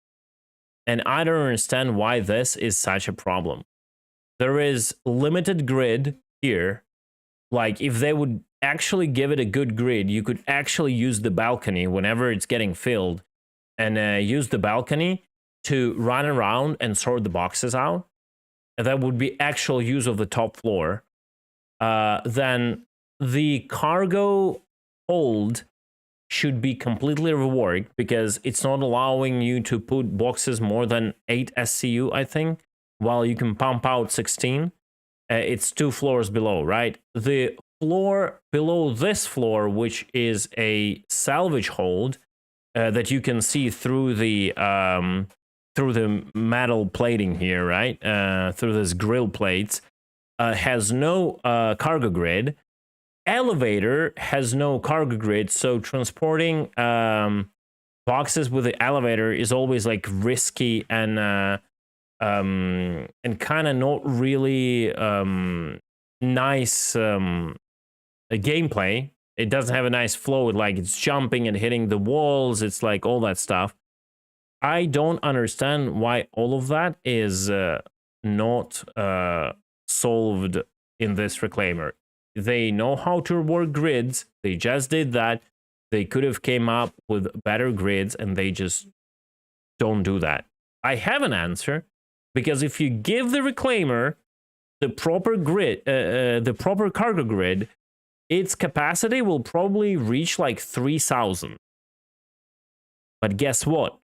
How CAG will sell other ships if Reclaimer can carry like 3,000, right? And we are, again, hitting the wall where the balancing is crippled by the fact of CAG's like will to balance like dollar by dollar or something like that. Oh no! Imagine people can try trading in this. Oh my god! It shouldn't be allowed. They should all buy C2s for trading this, right? Oh no, people could carry more cargo in a Valkyrie. Let's artificially like lower the amount of cargo that Valkyrie has. And like, guys, these examples can go forever, right? It's just not a good practice, right? I just hope they will rework it in future and actually make it what it has to be, right? I don't know. laborious. To that, we also allow you to create bigger boxes now on the Reclaimer. So it's not only the 1 SU boxes that you currently have, but it's 1, 2. We don't have 4, but we have 8 and 16. Which then you can go about stacking to your heart's content. We really wanted to reduce the amount of back and forth that you have to do, and we think it's a good solution. One of the distinctions with the Reclaimer, though, is that it can break apart basically any size target, whereas the Vulture is limited to only up to a certain size of ship. So currently, anything above, I think it's the Star Runner, can't be fractured by the Vulture, which is something that you can fracture and still by using your guns, just saying. Like, the fracturing overall is a weird thing. It's like, it's basically hard deathing the ship. So you cannot do it by Vulture, but you can just use the Vulture's guns to soft death the ship and break it on smaller parts. So, like, that is overall, like, I just don't get it. I think you would need the Reclaimer to fracture. So if you can find one of these big wrecks, obviously there's a lot of material to be gained from this, which means obviously more. There is nowhere enough closed space to do the Idris.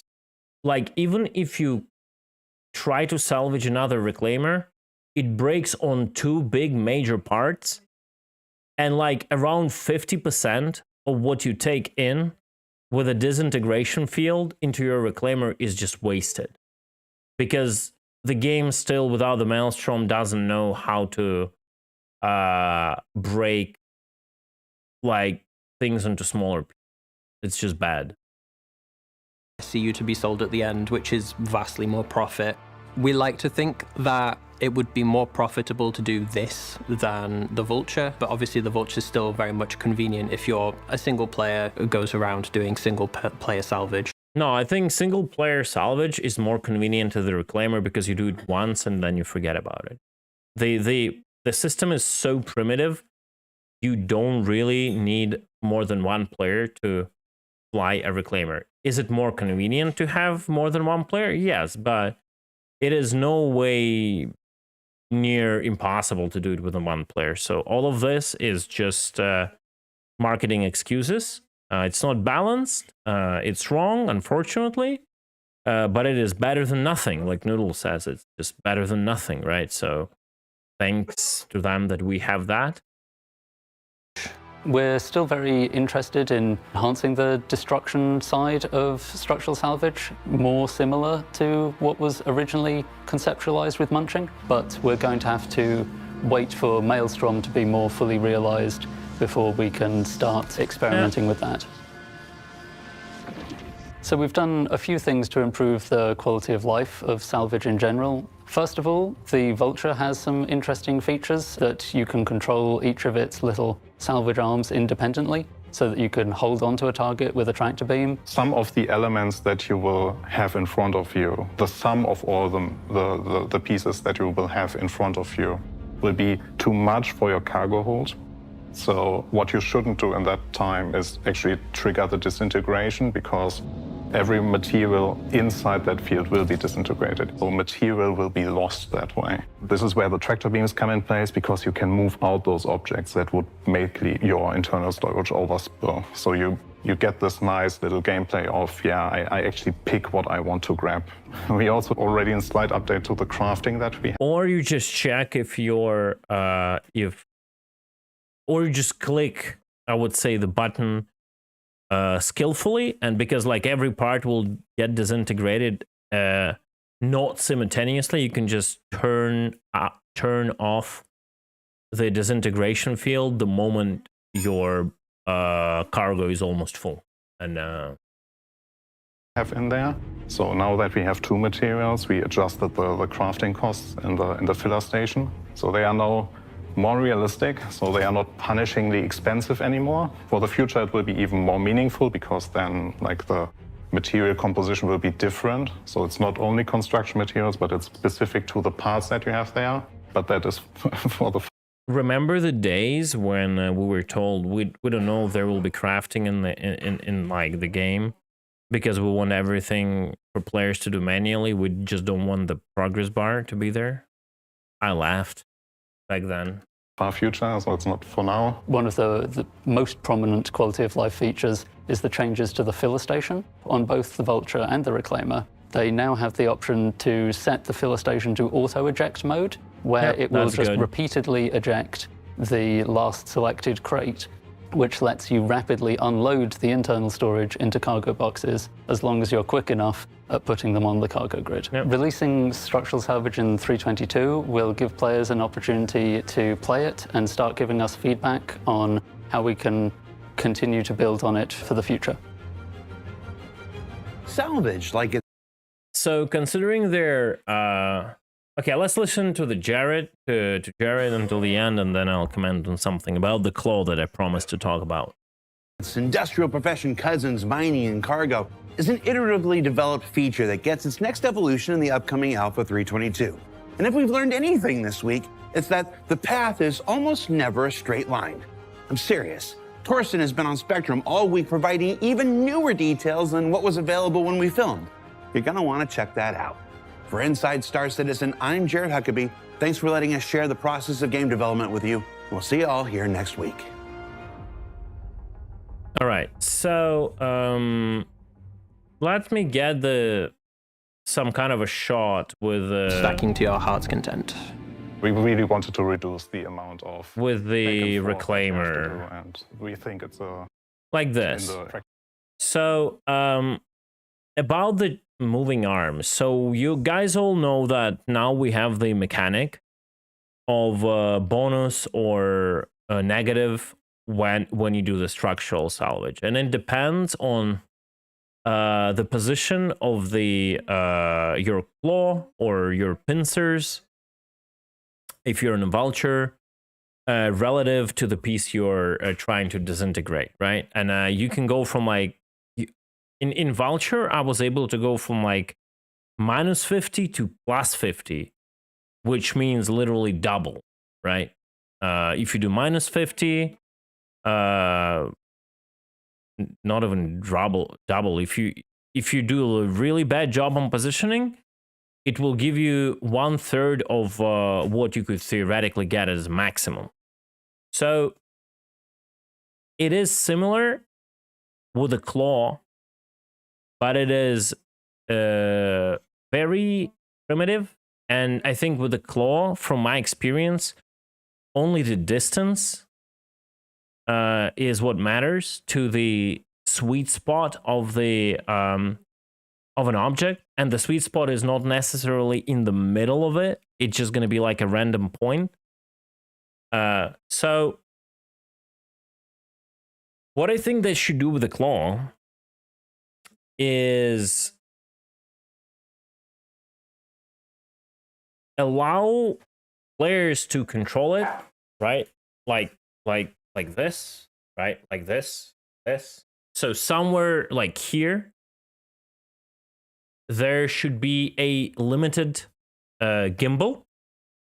Not too much, but like obviously limited ranges. But you should be able to pitch yaw and roll it.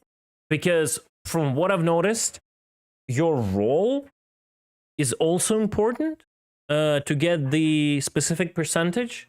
Like it's hard to really understand, but it looks like both your positioning to the sweet spot and your roll is important on getting the best possible percentage. So what they could do for a claw operator to not have like a 2-button input and actually having some gameplay is the pilot gets you somewhere close to the ship, you break the ship, and then you have all the debris, right? So the track-to-beam operators should help to move the debris for your convenience, right? Besides the fact that they will obviously hull scrape, right? And moving the claw, you are able to actually have this percentage tweak, so you can extend, retract the claw, right? And you can pitch and yaw with it a little bit, and you can rotate it, and then you can find that like sweet spot.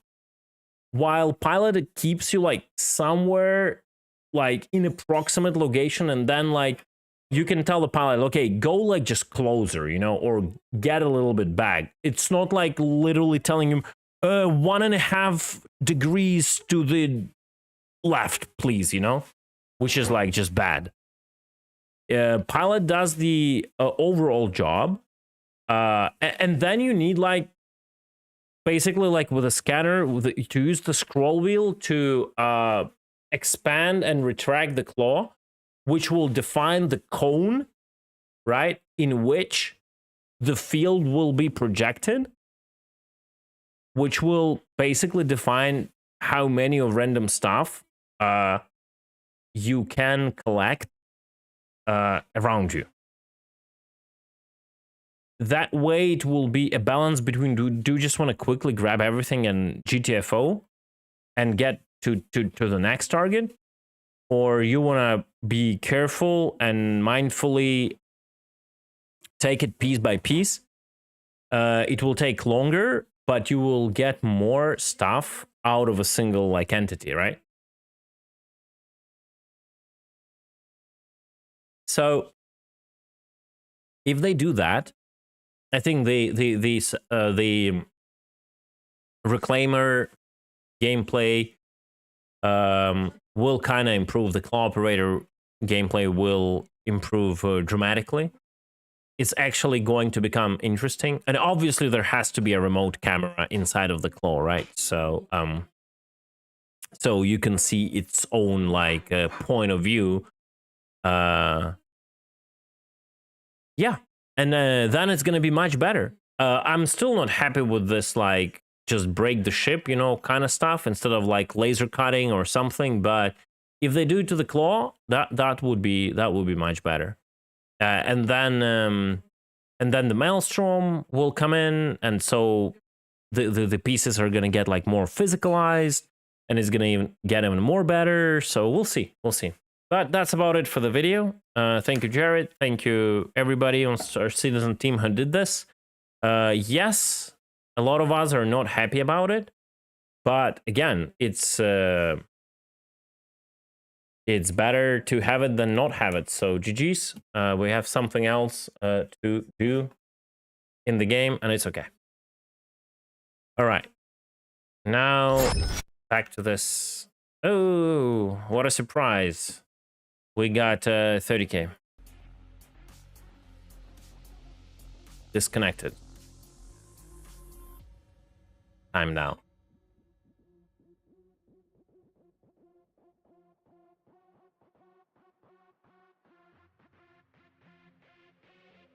Yeah, like the fracturing mechanic also, but I agree, like the fracturing is like super dumb. It's you have to like, it's just, I think it came up to their head to make it like mining. Obviously, I'm pretty sure it did, but they were like, well, if we do it like we do mining, people will complain that it's mining. The fracturing thing, I really liked like Grumpy's video on that, how he was talking about like the sound stuff and like the waves. I don't know.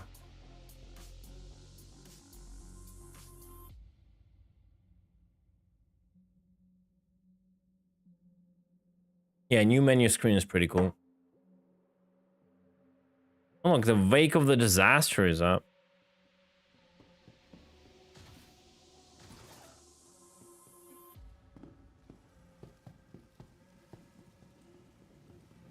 Oh, nice. The train is here. Last call for passengers. The shuttle is preparing to clear the hatch.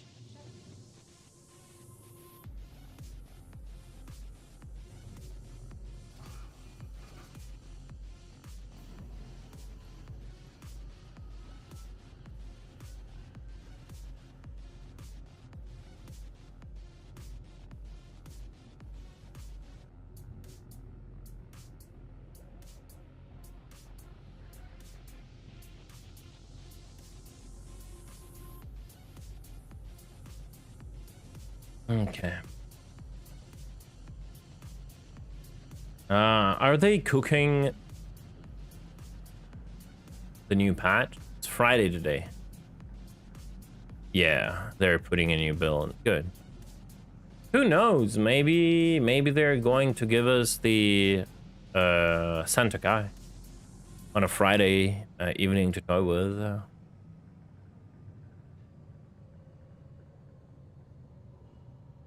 But they usually tend to put newer ships like this closer to the end, you know, of the patch cycle.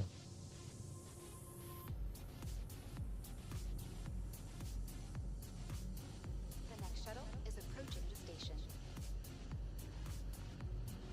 Approaching next station. If this is your stop, please prepare to disembark.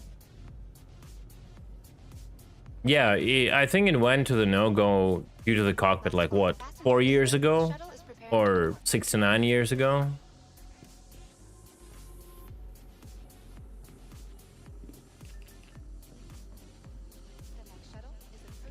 No, I don't think it's gonna be 0.1 patch.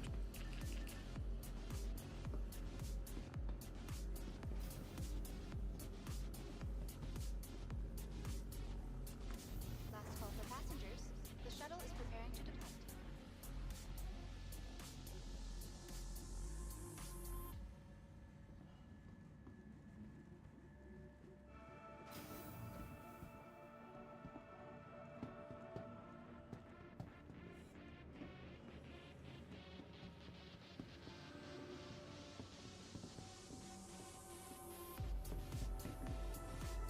Server mashing for Christmas, let's go.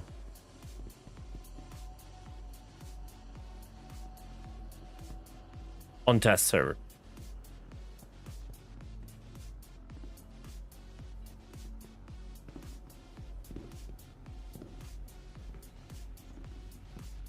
Welcome to the ASOC vehicle retrieval system.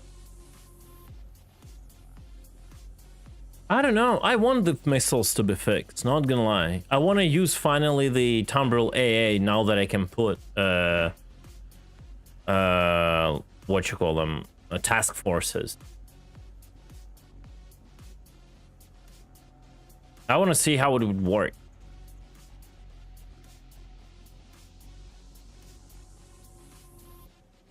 Like, I don't really have anything much to test here before the new patch drops. So I'm just gonna take vultures straight out of the gate and just go and try to salvage something and be done with it, and probably will go to live and do some degenerate gameplay.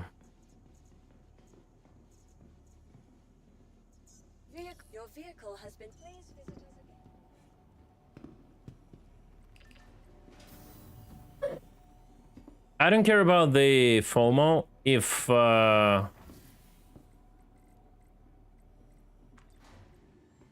if it will lead to the ticket wars, that would be fine.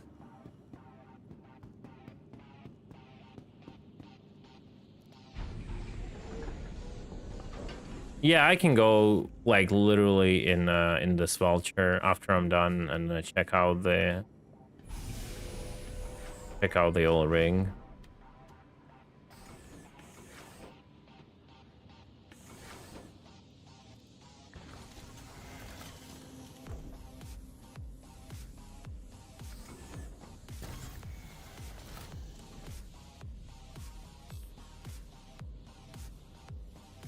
You are clear to launch.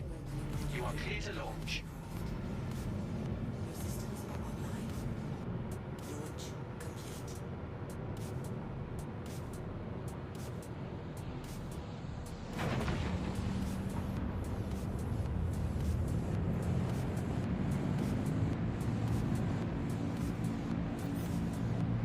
Thank you, and please visit again.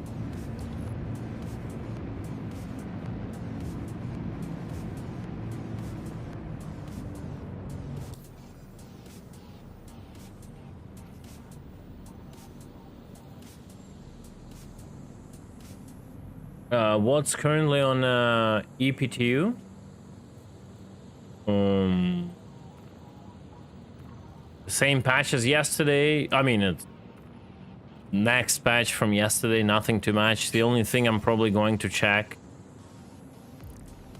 is the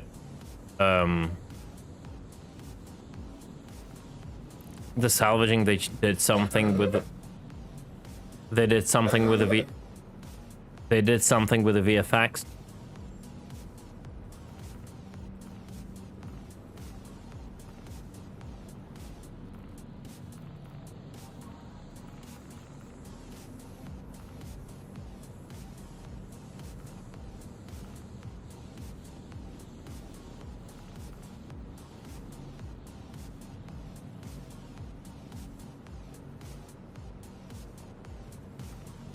I don't know this one.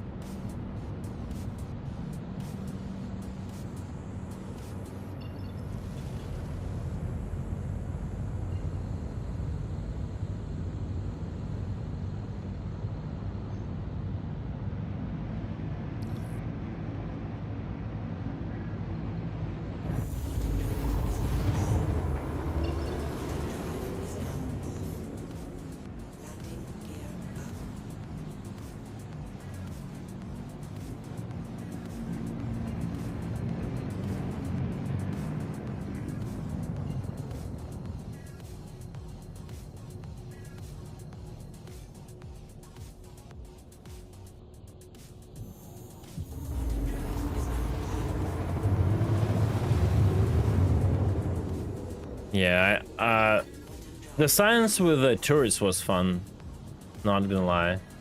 The Corsair with the Hammerhead turrets, that was fun. We've never flown it really.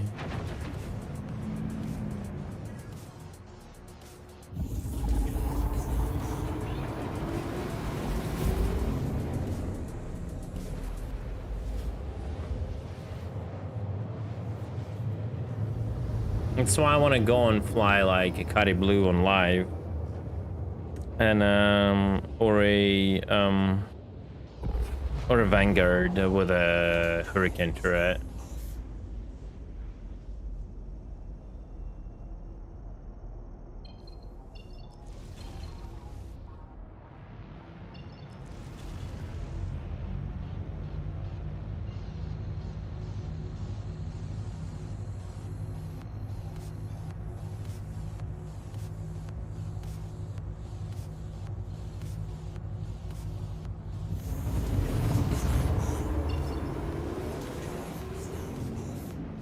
You're good, you're good.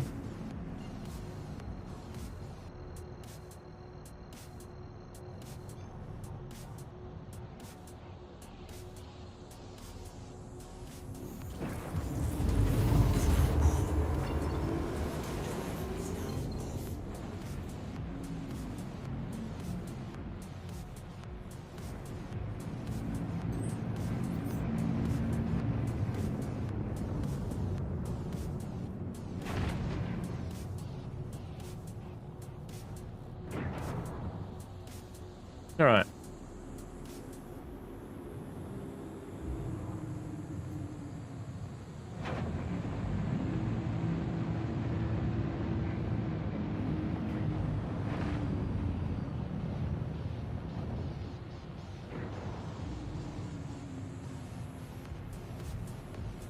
Let's see. Maybe we should do it just properly, actually.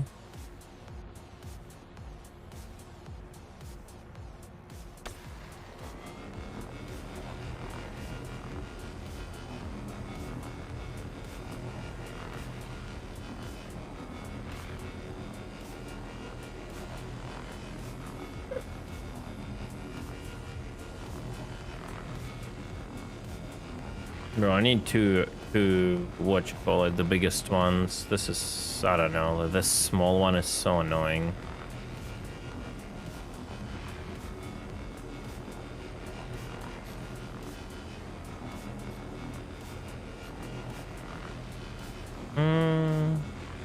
Wait, how do I...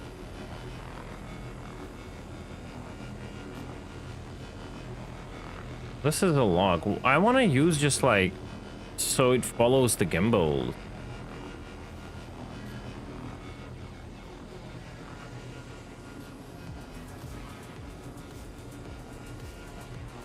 Bro, this is so bad. These like gimbal controls, they suck. Alt 1 to 3 doesn't work. I have different keybinds there.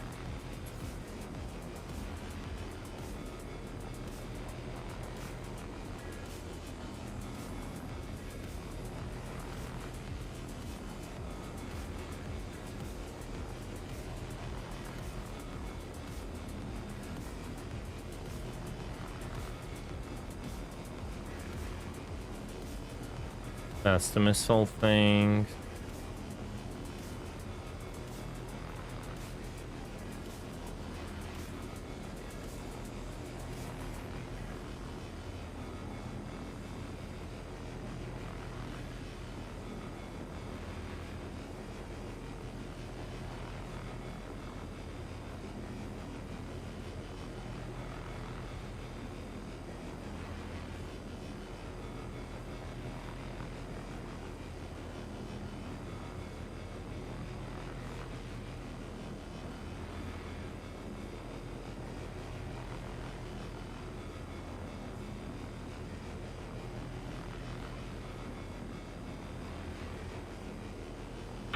Egg has been planted. Just want to hear myself talk through your TTS, that is all. Yo, thank you so much, dude, for the base. Thank you for 100 bit. Appreciate it.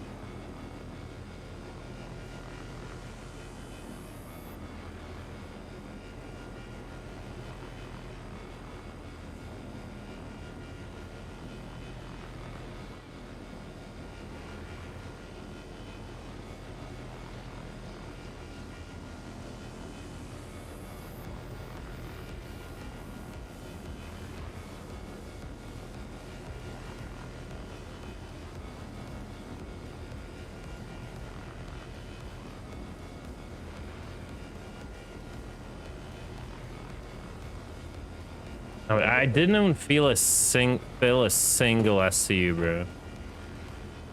Come on, CAG.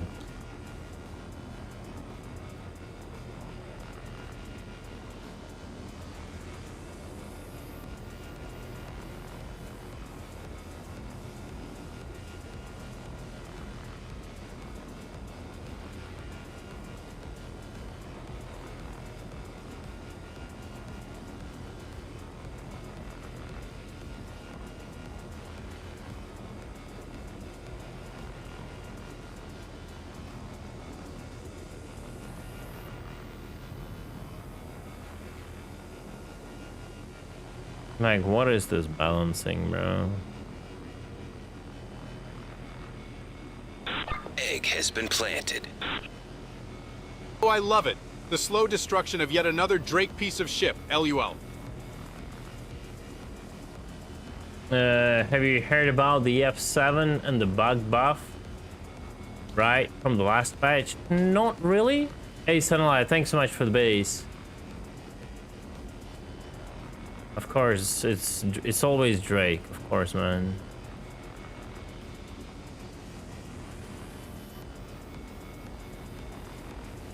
Like, I just kind of know that they're now in master modes, and I've the buck nose got up from 130 to 3,000. But that is like for master modes or for the normal one.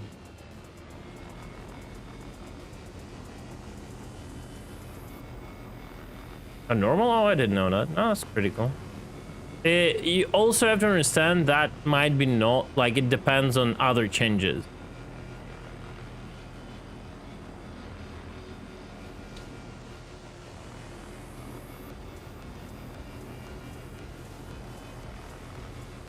Like how the HP of other parts that are connected to it is tweaked, in what relationship they are, critical, non-critical, a lot of stuff matters besides that, so.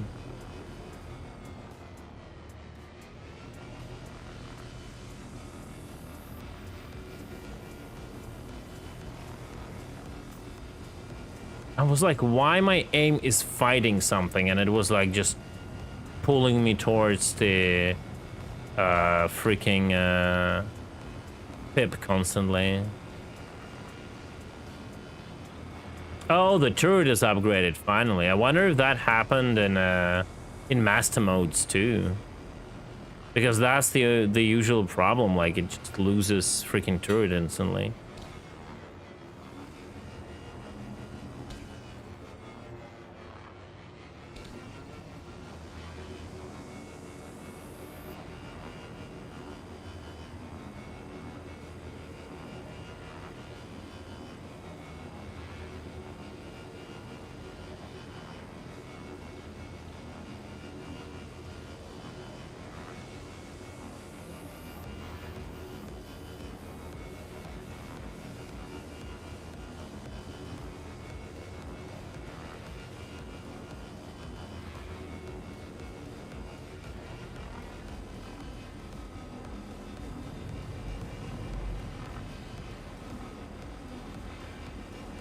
Only 2 SCUs.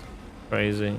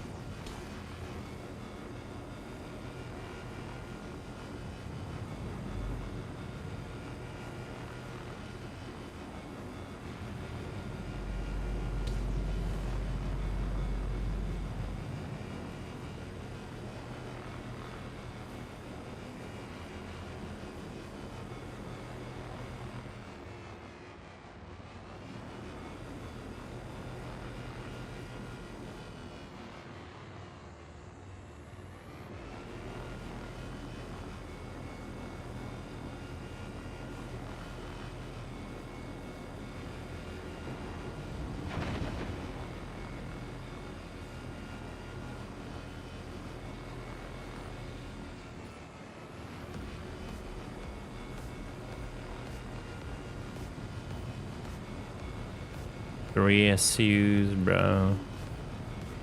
Like, yeah, I'm not doing the perfect job because I just don't have a patience. It's so boring.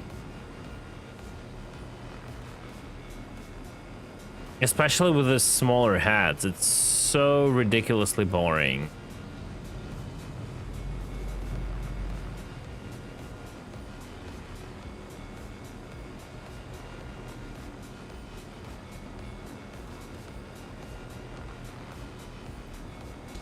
Yeah, let me check it.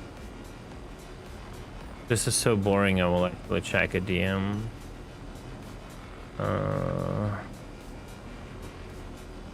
Give me a second, guys. I wanna see what this motherfucker wants from me.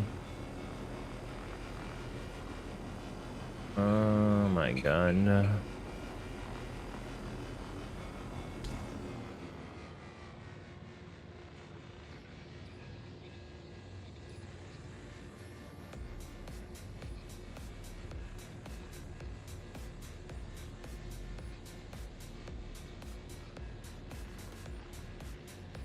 Kowalski or Korn?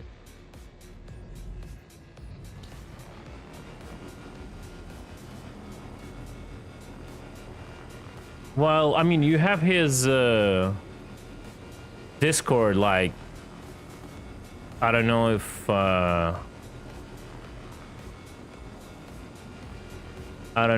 I mean, I can type him in did you type to him in DM? Okay, well, I mean, all I can do is type him in a Telegram, that's it. That's the extent of my abilities. Give me a second.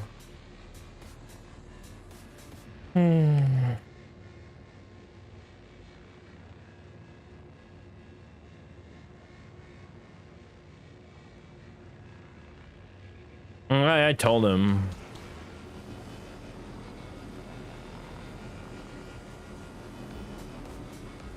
Kowalski is either sleeping, dead, or at his PC. There is no other options, bro.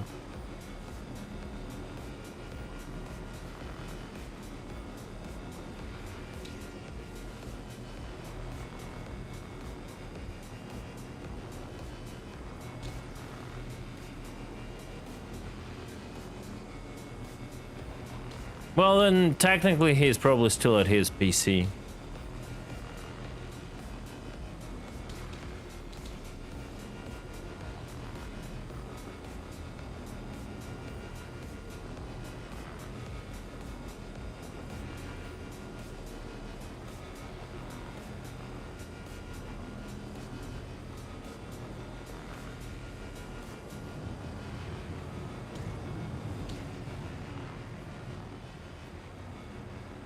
Bathtub Baron, yeah.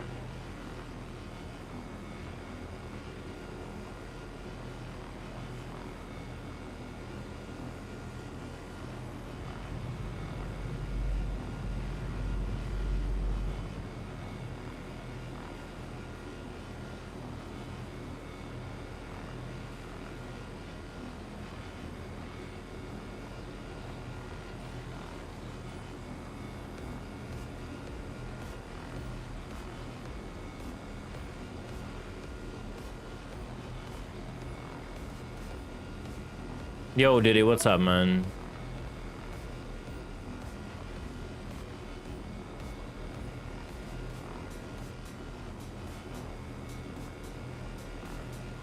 Kill me now, please, face, bro. At least, like, it's more fun when you have the biggest, like, salvaging head from a claimer. You just, you know, you get less stuff, but you see, like, you're actually processing a certain amount of an okay volume, and this, like, smallest heads is just, like, so bad, bro. I don't know why I even started doing them, just out of curiosity, probably, like, to compare how much you get, like, of this and that. Alright.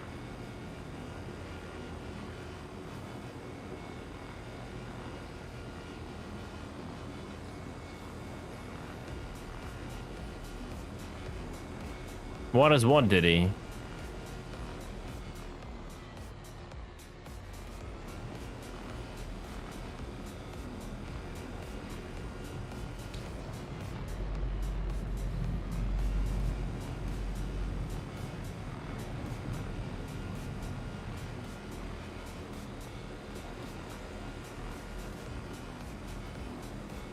Yeah, these are cinches. Like, bruh.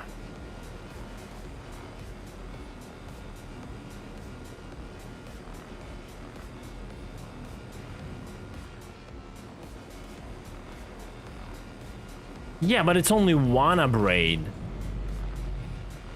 That's the thing. You will end up having, like, approximately the same, right? Output, but then you'll lose more.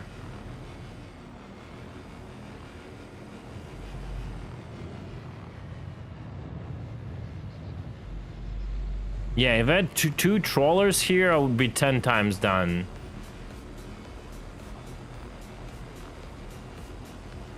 You only on YouTube? What are you talking about, Diddy?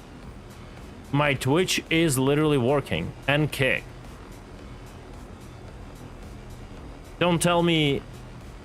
Wait, what? The fuck, Diddy? I'm like, everyone is on Twitch.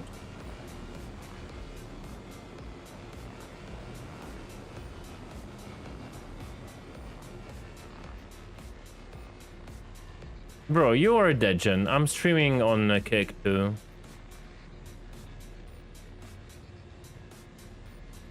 There you go.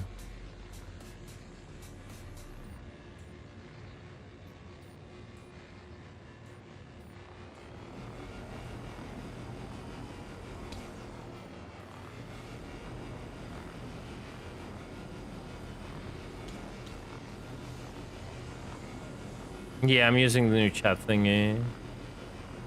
Like, wait, what?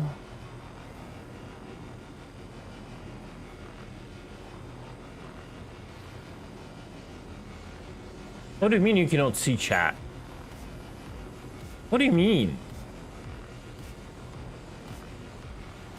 Yeah, in stream overlay. It is in stream overlay. Oh, Jesus Christ. You guys are just like... Bruh. Of course you will not see the YouTube chat on Twitch.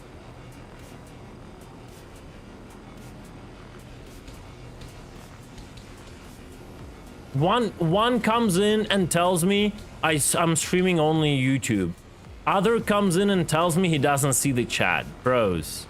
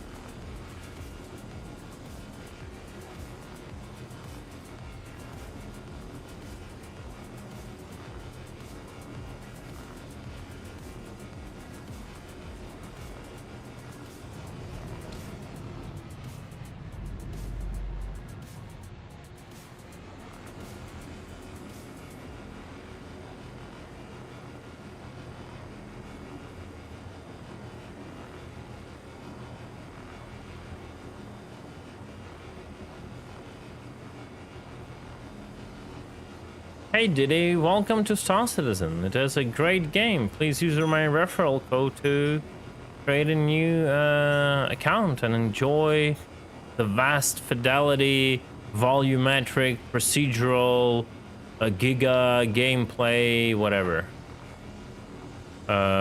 Space simulation. Created by our Lord and Savior Chris Robert.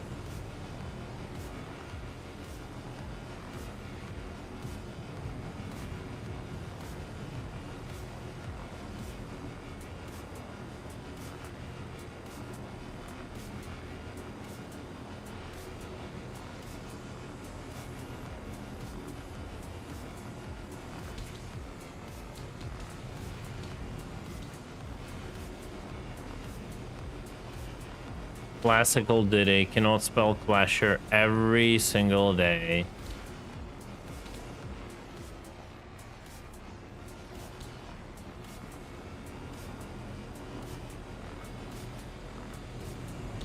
Man, it's too late. There is no canvas to draw penises anymore. I've eaten almost everything up, so... Okay, whatever. We are kinda... It would be nice to get over like 7 SCU. So we have actually... we'll make it, yeah. We'll lick it to the point we'll get something. 6.3... 6.7, I'm sorry. We'll find some pieces to lick somewhere.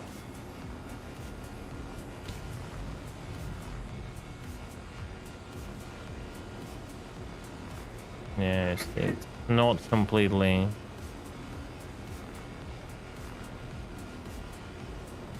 Six 6.8.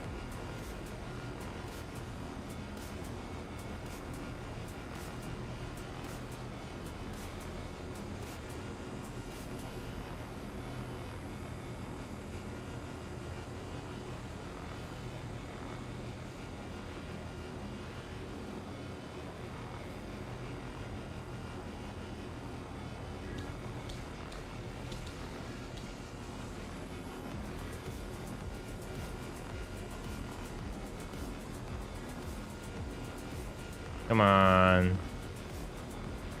I need a little bit of more.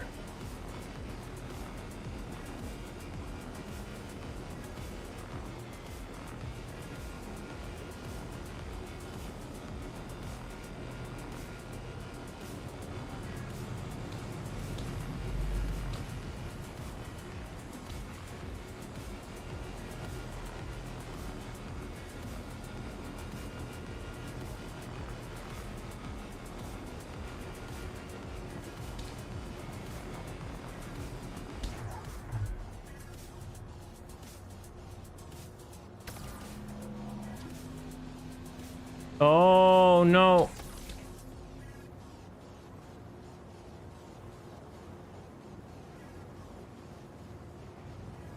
Oh my god, there's something going on with this shit. Now it has to stop lagging, right? Yeah. Yeah, this was gonna get me something, I guess. Oh shit, yeah, there we go. 6.9. Yeah, let's go, baby.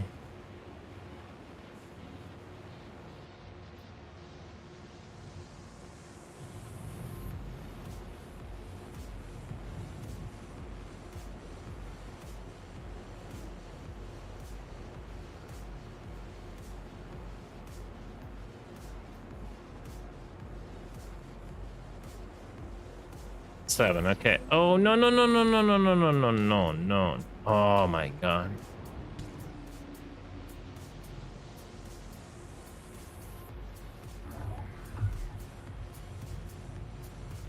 Hopefully they fixed it.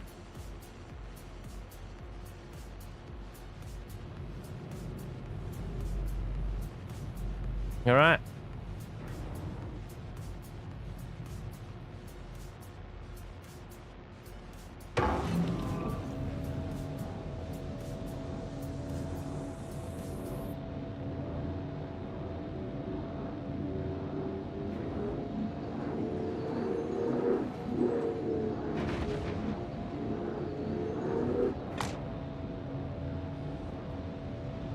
Okay.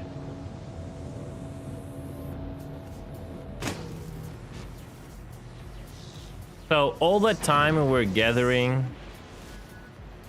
we were gathering the 7 SCU of minus 19. Why don't see bro, the why they like opacity so much? It's insane. Like, stop making percentages invisible when you're close to 0. What is this, like, nonsense? Literally.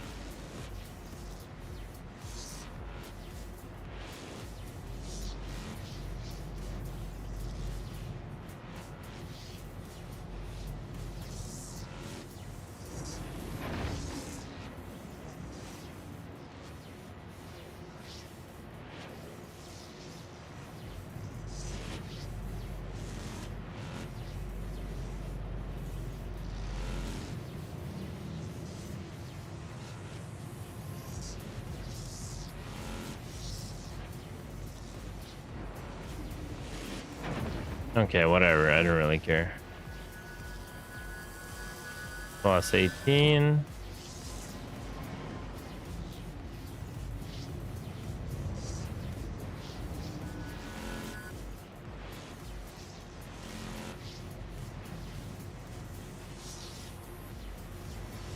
I cannot see the readouts on the percentages. This is so bad.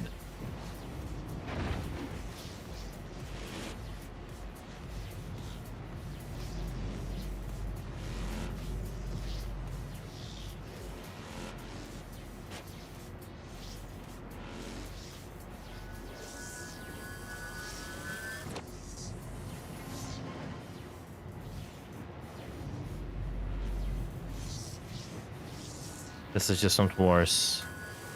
Dealing with the percentages, such a low amount. It looks more consistent in the way of visuals, right?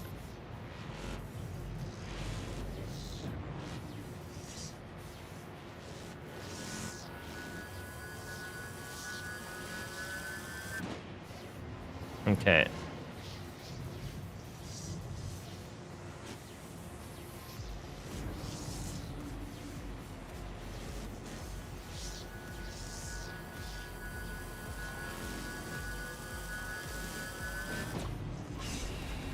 Okay.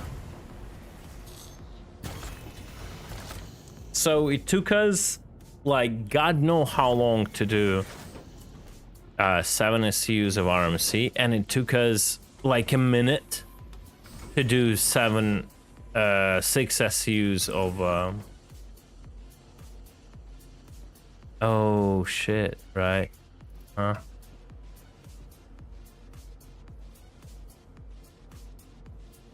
Luckily, we can craft it.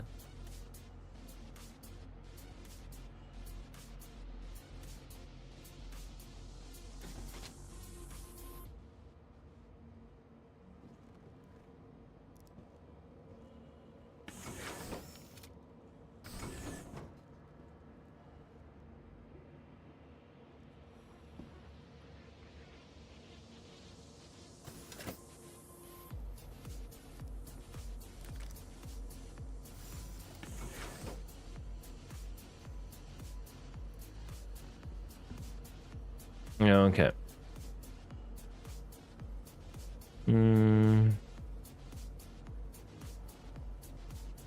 570. Oh shit.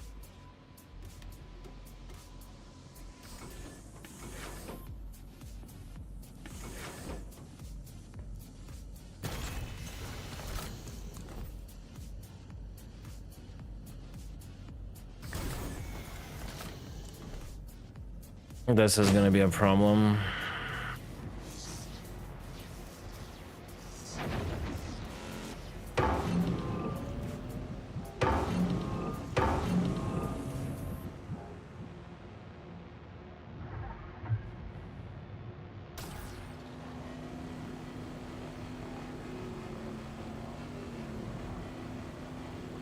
It's funny how much material I'm getting right now. You see?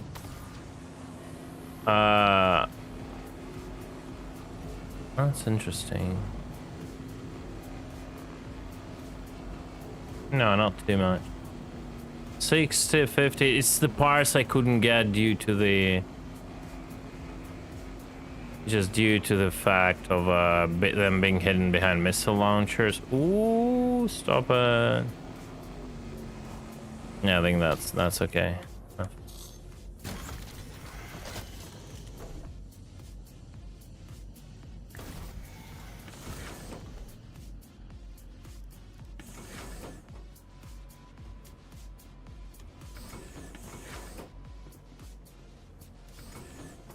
Yep.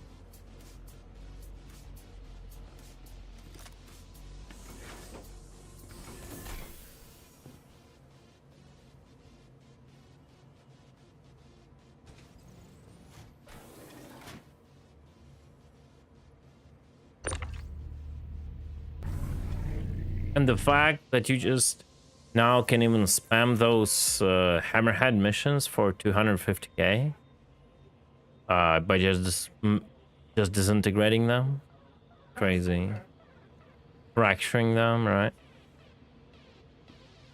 The SRV meta held for very little.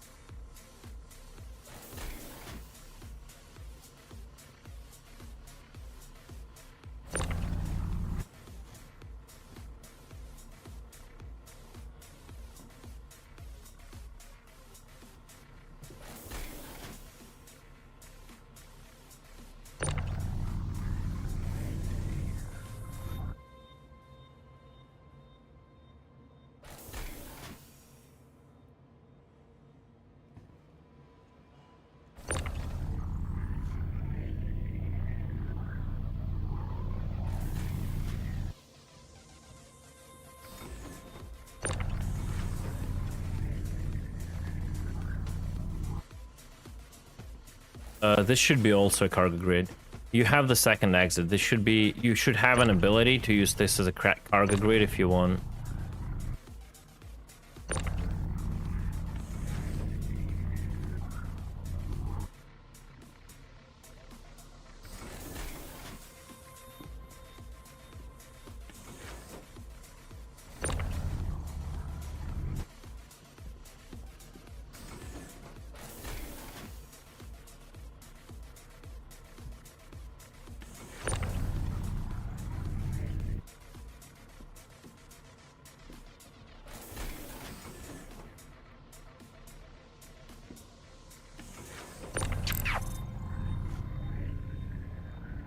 Yo, who's there?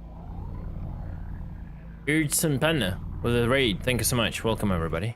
We're just checking out a few things and Ladies and gentlemen, we've got incoming. Space Cutlet's universe has been invaded by a cosmic raid led by the commander Erkson Peta. They have brought along 10 new stargazers who are ready to embark on our Star Citizen journey. Welcome on board, new travelers. Brace yourself for interstellar piracy, unparalleled camaraderie, and tides of cosmic fun. You see, like, this is the problem. I want to be able to vent it. It will like prohibit me from having another box always.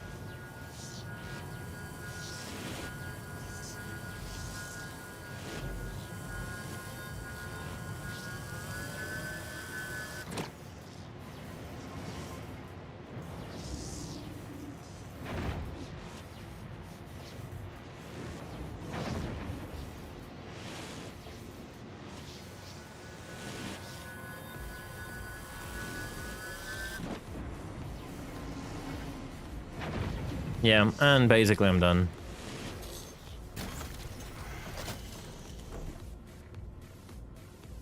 Yo, thank you for the raid, man. I appreciate it. Yeah, that's a salvage hero, yeah.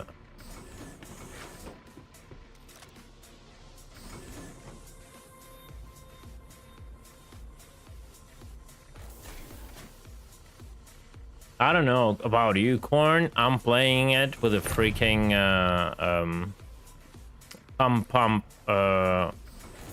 what it was, Pump Revolution? The superior version of DDR.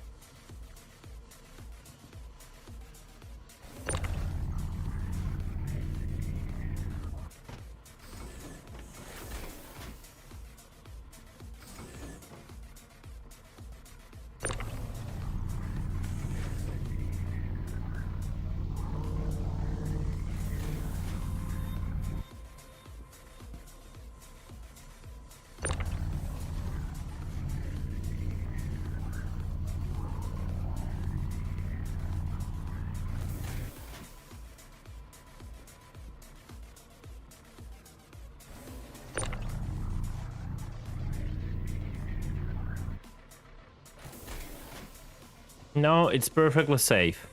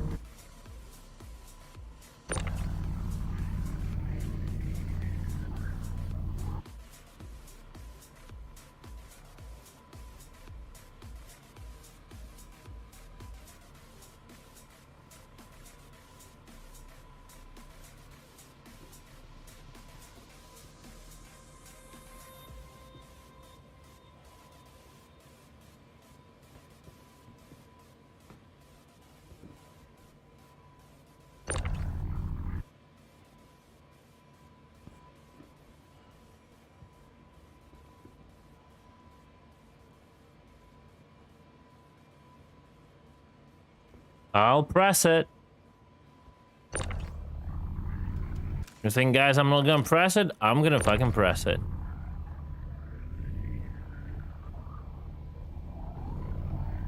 I'm not weak.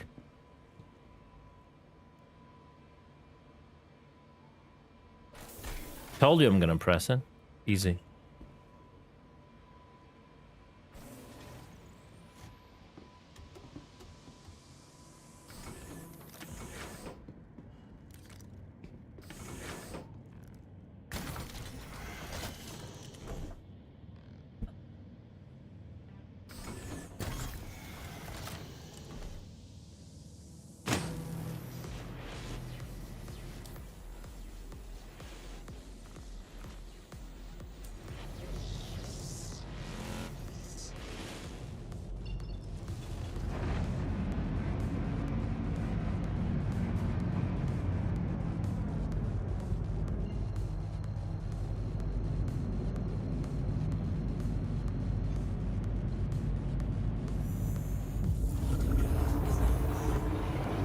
Yeah, just a placeholder. Something went wrong with the textures with the faders, so that usually happens. Like when something goes wrong with the particle emitters.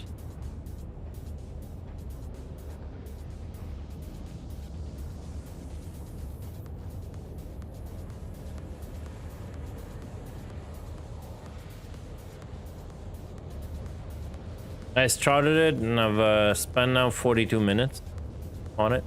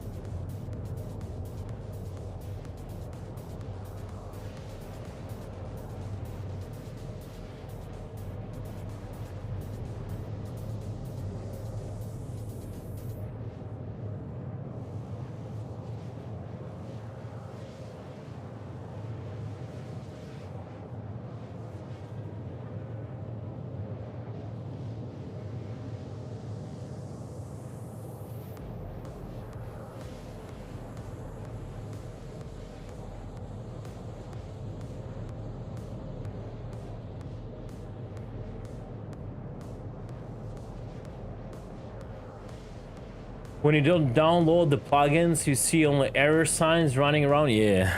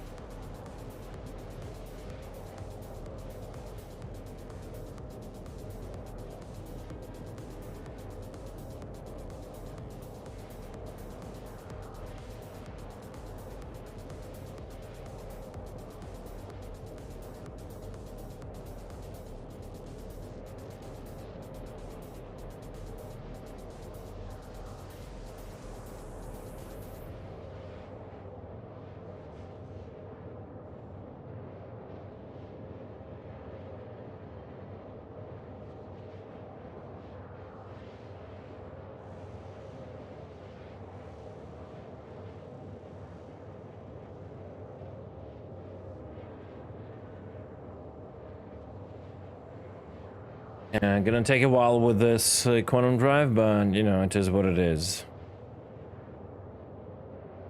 I didn't really want to bother to do like anything, so I just wanted to see the new VFX. The VFX and the between the claws are like still broken, but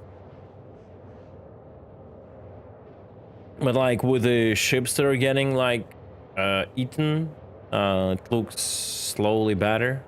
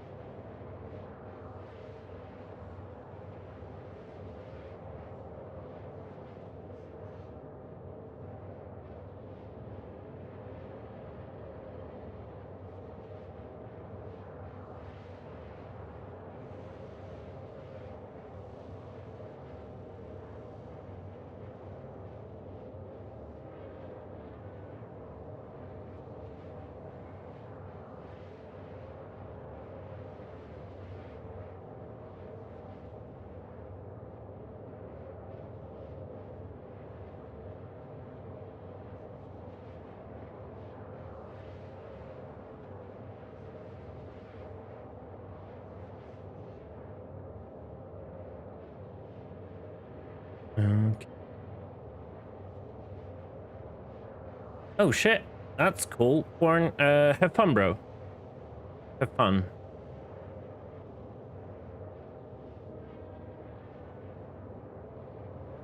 Yeah, see you tomorrow, man. I should be streaming tomorrow too, so we'll see how it goes. Enjoy.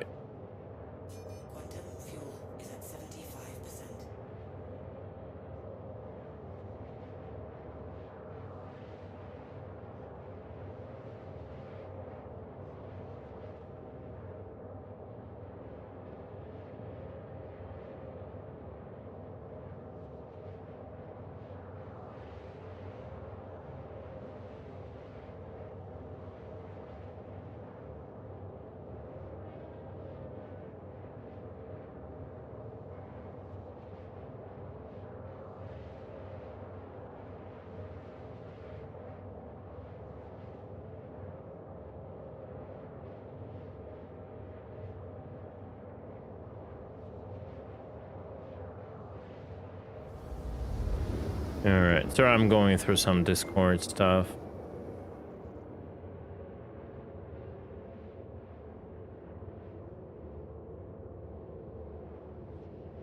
The finals apparently are playable now. Again. This is nice.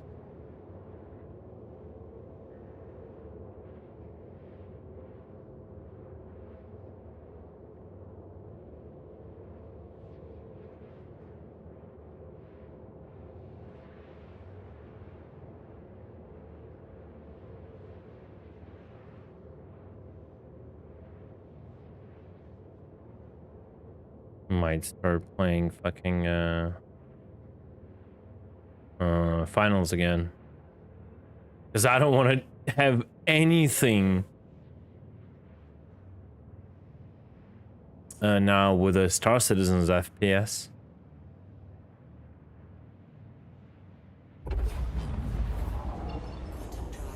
All right, give me one second, guys.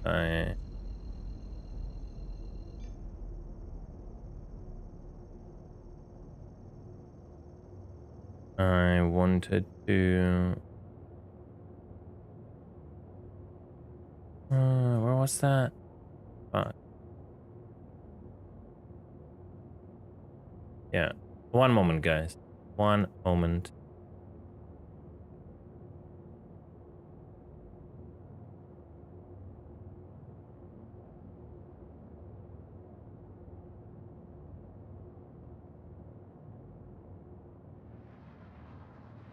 Yeah, someone wants to scan me. Yeah, okay. I'm back into the game. Authorized to scan your vehicle for security purposes. Please halt your vehicle and stand by. Bro, if you don't scan me fast enough, I'm just gonna salvage.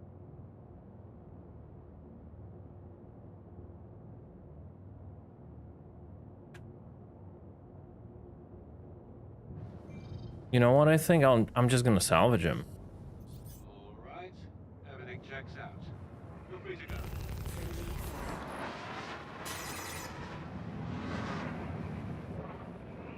Oh no! He's rotating me. He's running from a salvage boat, right? Is that what's going on?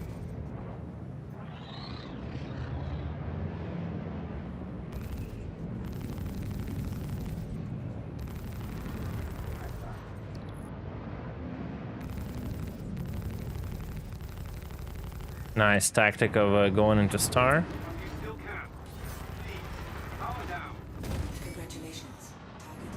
Easy. Salvage D's.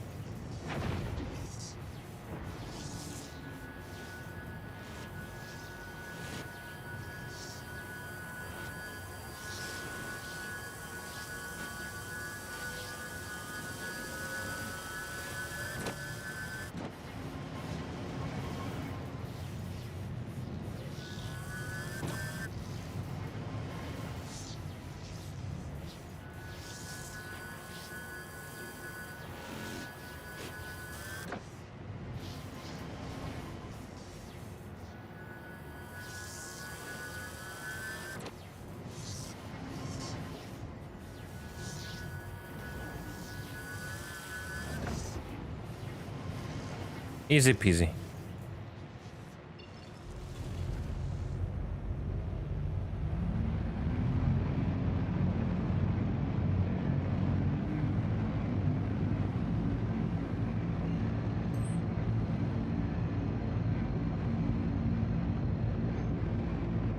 Have you seen the FPS Beautiful Light? What?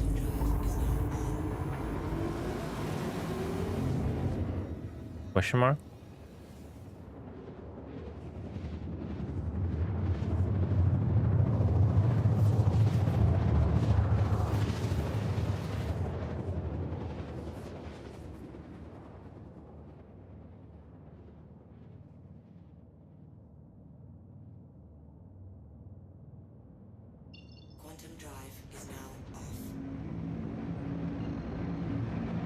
Oh, like a FPS game? No. I the first time I hear about it.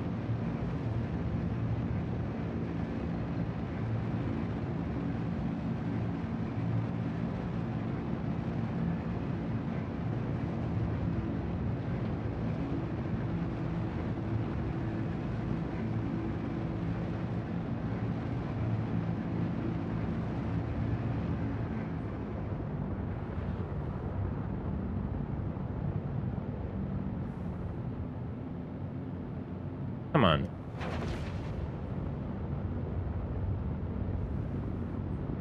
Why faster?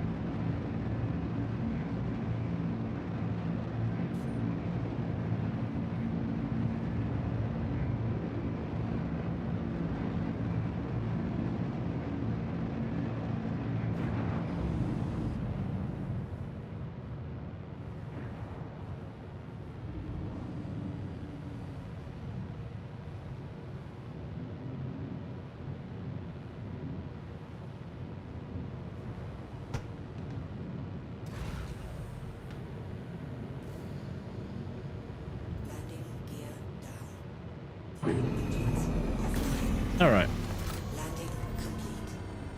Oh look, I've got gear. Wow, surprising.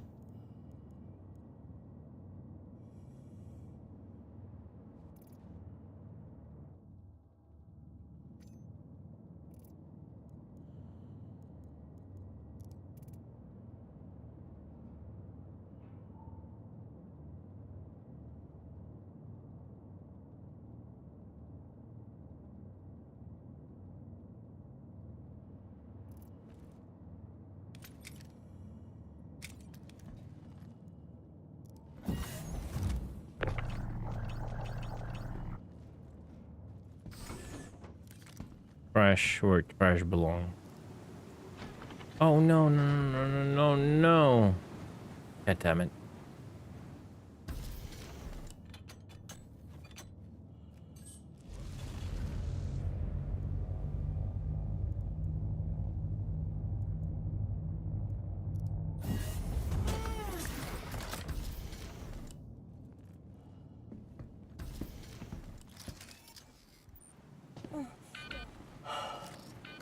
Oh, thanks God I have a med pen. That's nice gameplay. My only med pen, by the way.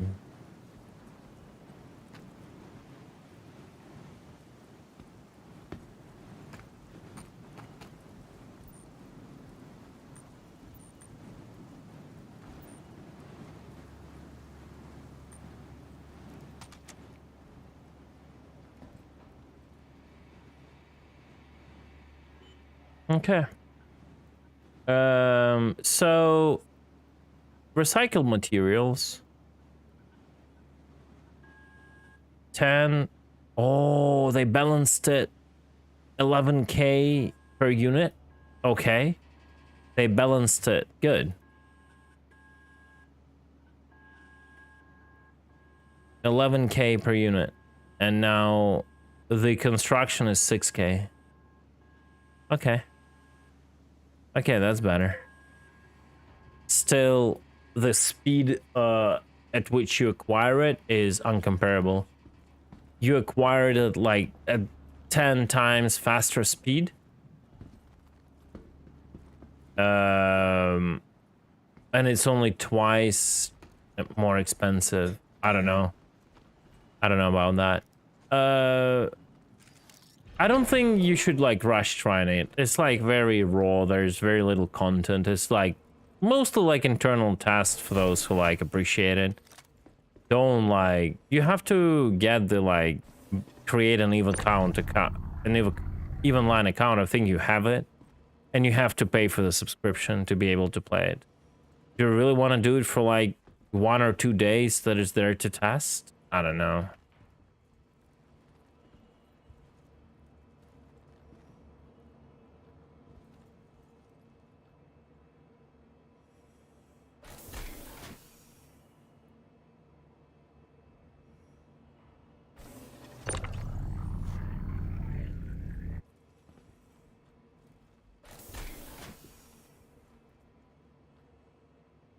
Yeah, I should have some money on my account and all that shit, but do I really want to bother with it right now? Considering this is like 2 days left or whatever, 1.5 days left. Yeah, but the EVE universe, the real EVE universe is about the EVE Online in the first place. I don't think you will dive down into it like by playing 2 days of their shooter that has one map and like 1 or 2 guns or something. Yeah, so I think like waiting out a bit is not a bad call.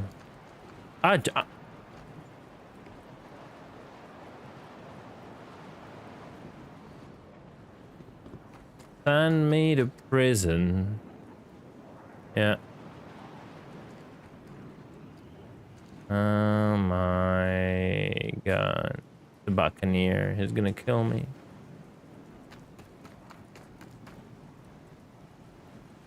I can go to prison, it's fine. I'm switching to live anyways.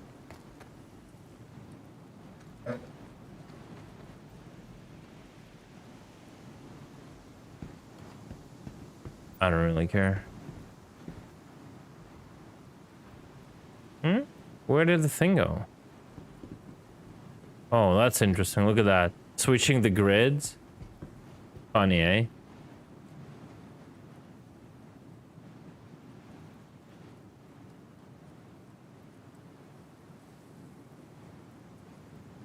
Bro, are you gonna go for me or not? Just...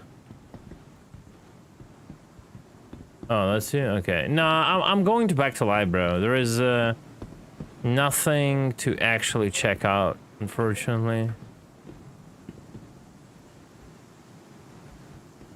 Let me double check the... No, there's no panic. I just didn't want to go and get shot in the ship, so I backed off to the most safe location. Oh, the oil rig. Yeah, the oil rig. Let's go. Is it on the right side, though? That's the question.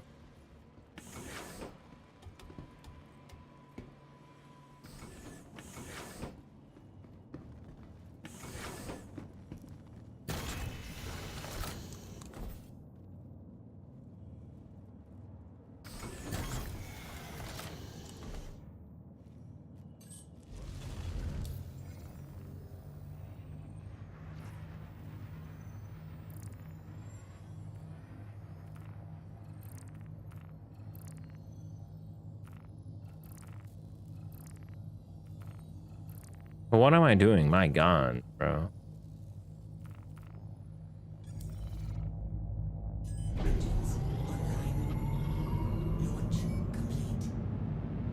You can jump straight to it, right? You don't need to fly there manually.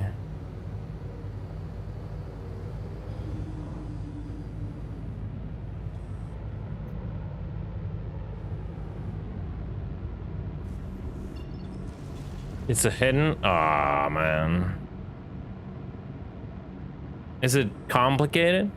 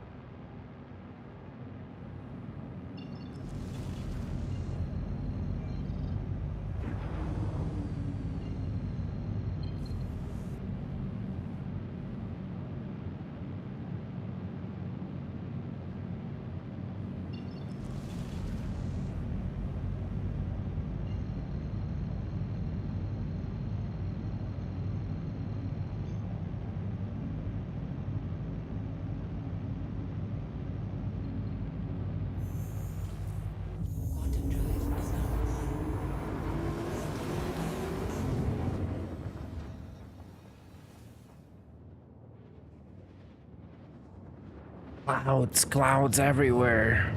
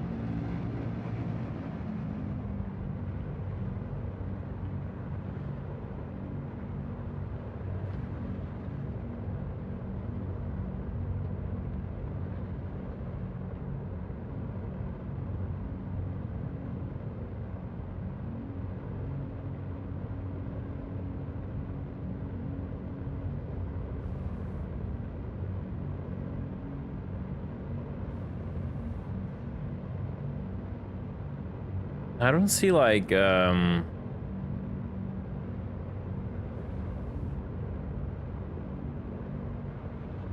ocean in front.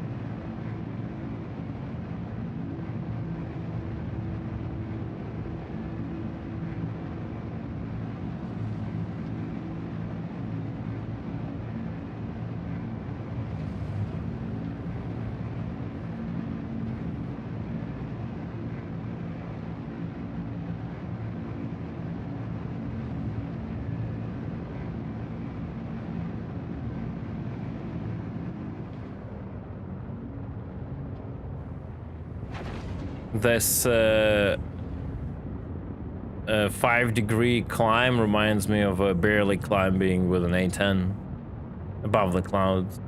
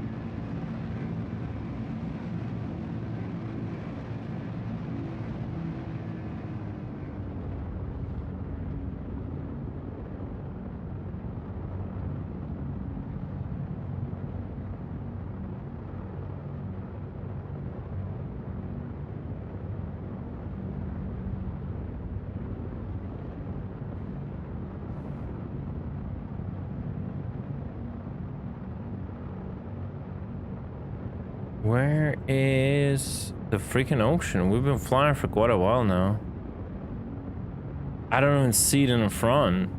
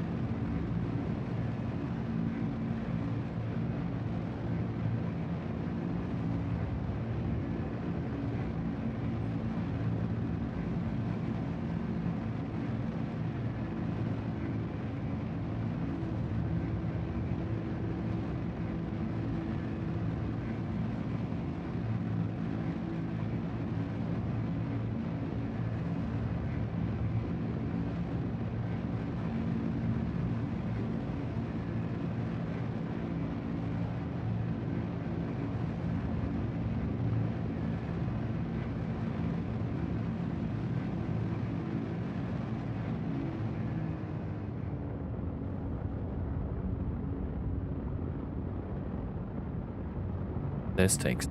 Oh.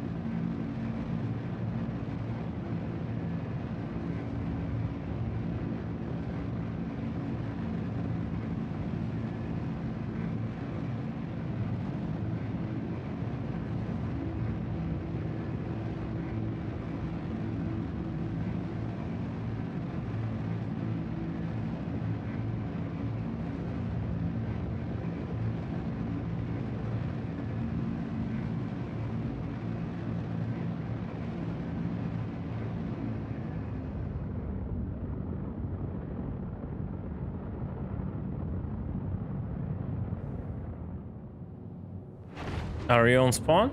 Blues.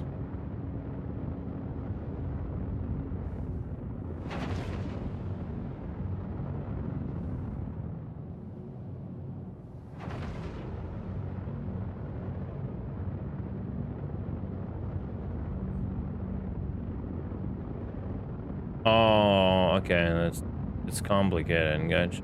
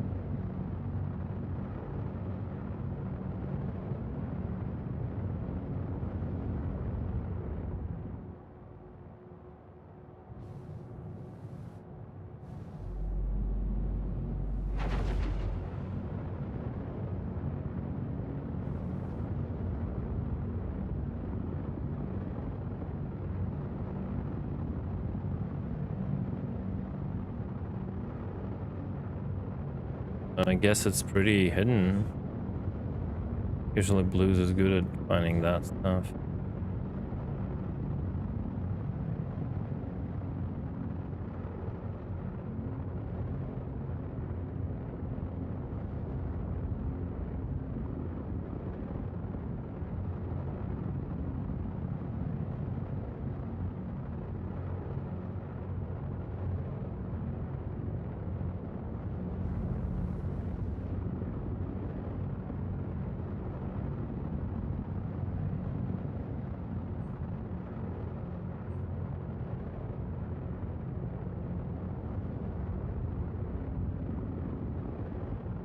No, it doesn't. I agree.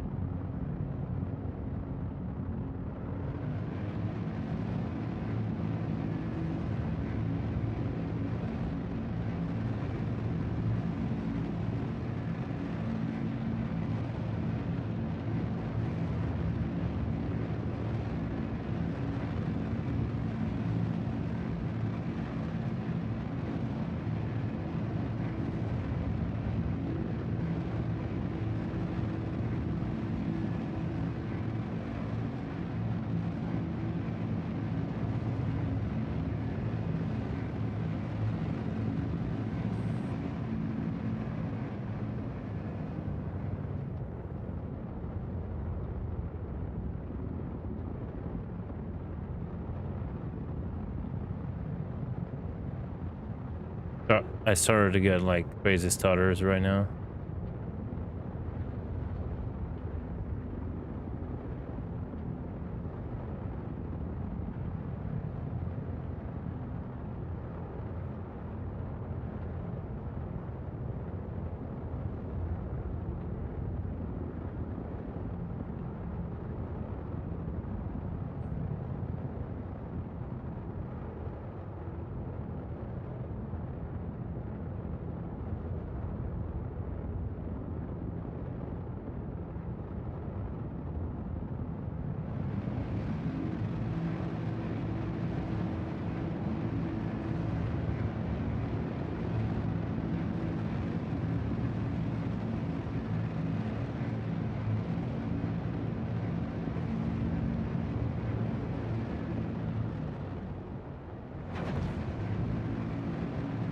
Bro, what the... Is it always like foggy like that?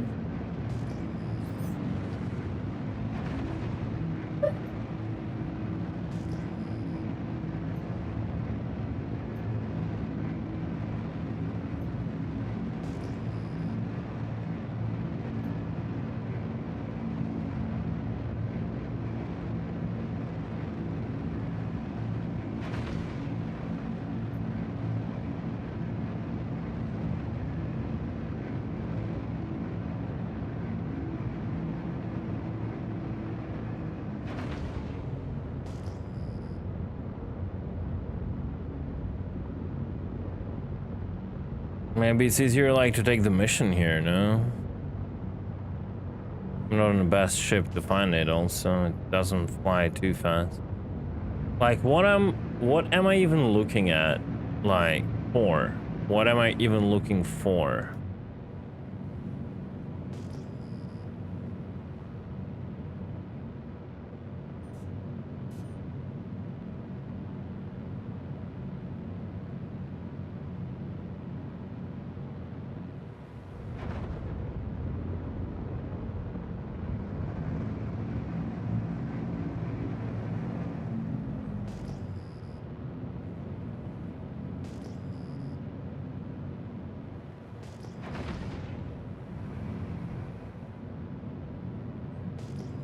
Do you have like the exact coordinates of it?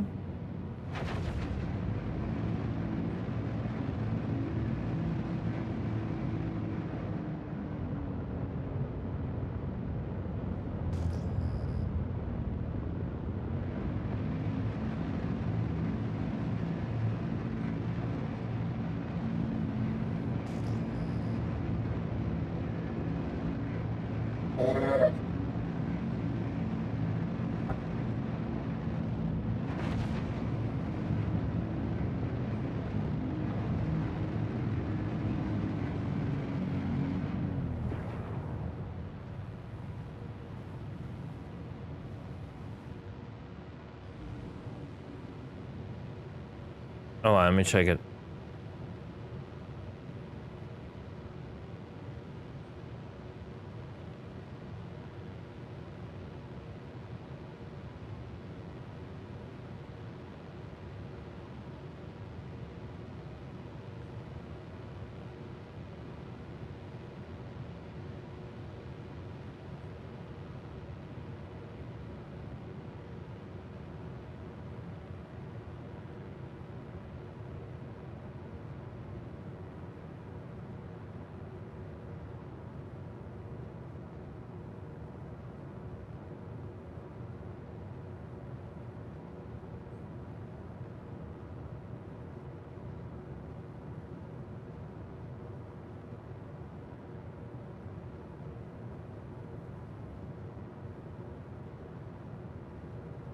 Okay, I'll just try to use the,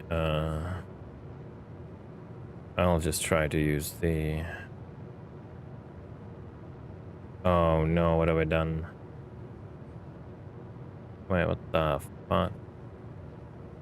Give me a sec. Bit annoying.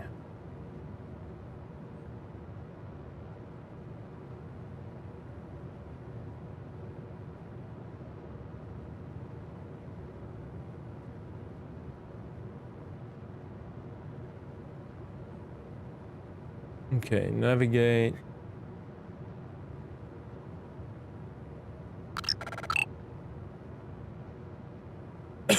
Udals!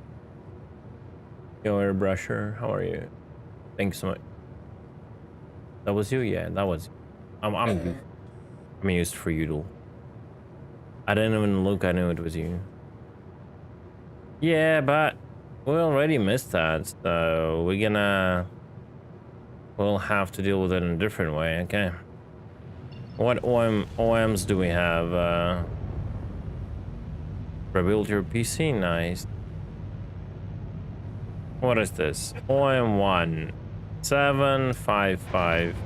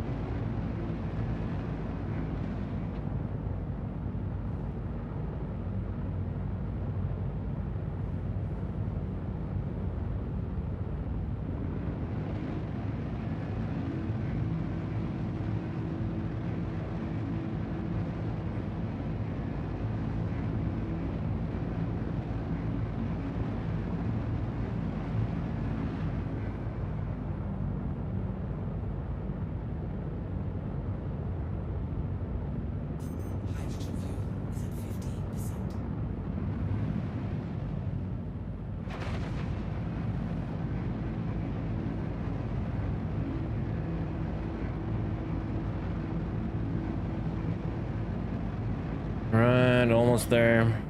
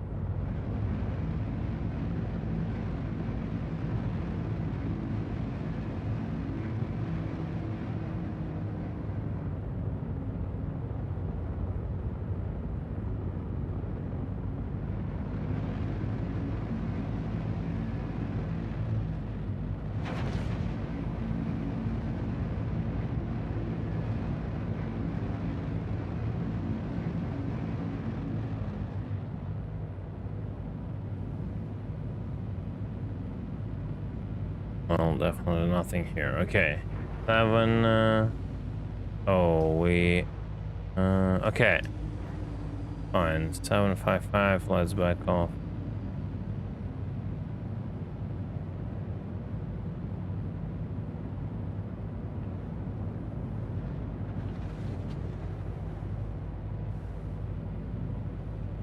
Easy there, almost dipped the water.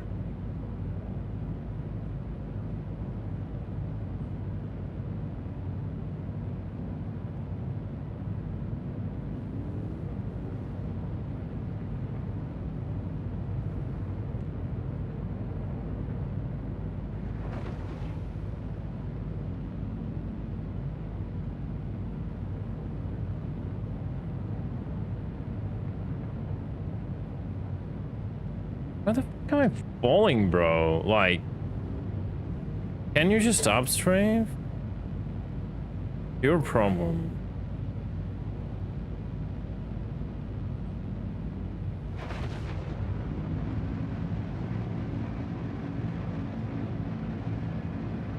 Okay.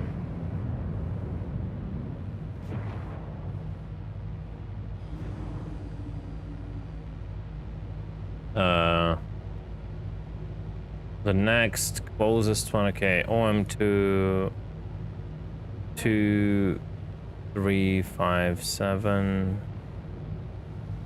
OM5 OM5 291. So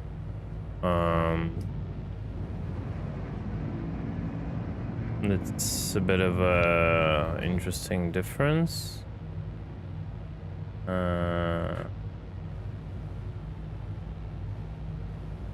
OM2 2358. That is pretty close.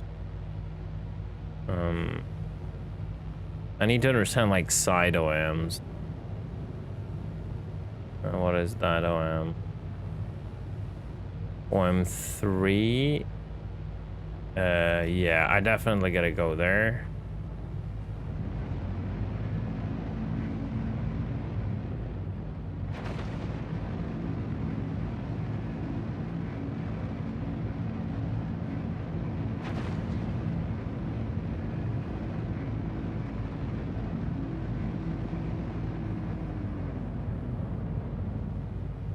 Okay. Oh my god, bro. I want to target OM point 294 29.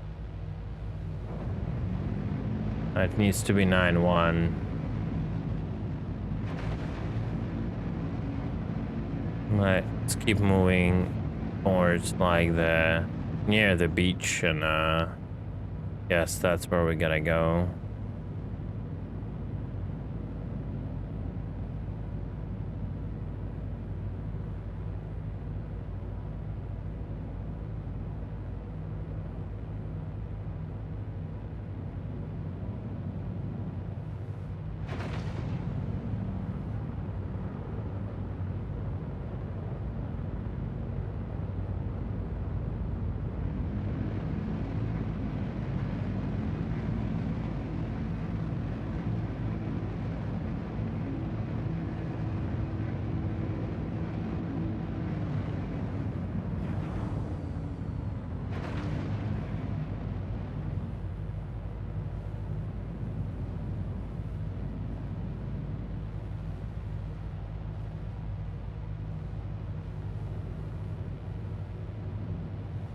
No, not too much.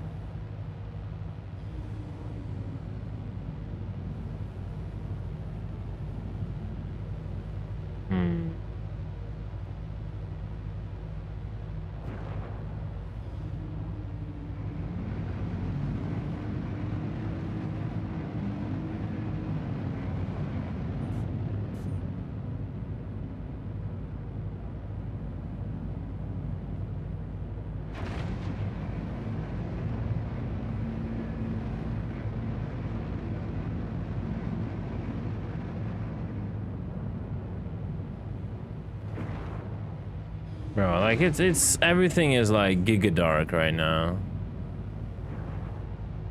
There's literally no point already looking for it.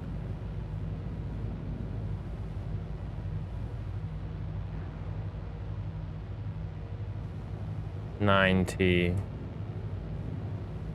But this is like, this is not right because gotta be like 55 kilometers out.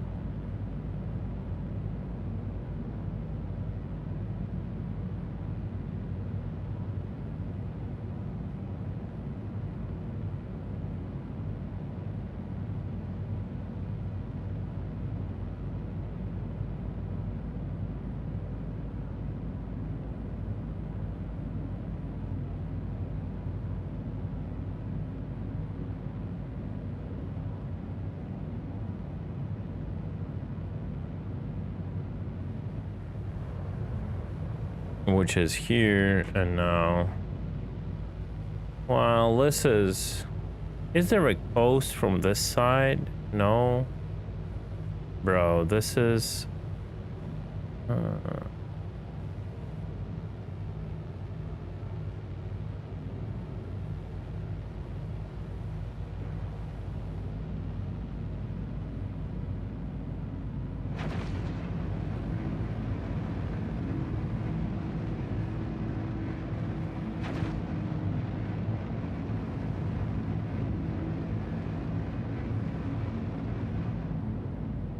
yeah, I'm not salvaging. I was just testing a little bit of salvaging.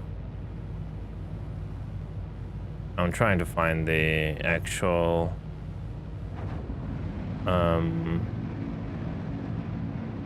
oil rig.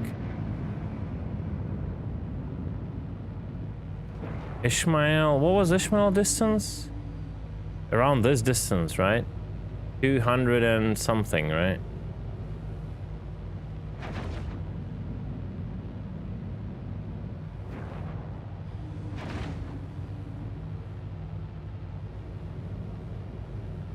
This is very, very, very, very close. So 51, but this one is wrong. That's the whole like freaking point. Okay, what other OM points are here? Oh my god. That's blues. That's reclamation and dispo. No, what is this? OM4. OM4. Oh god, it has to be.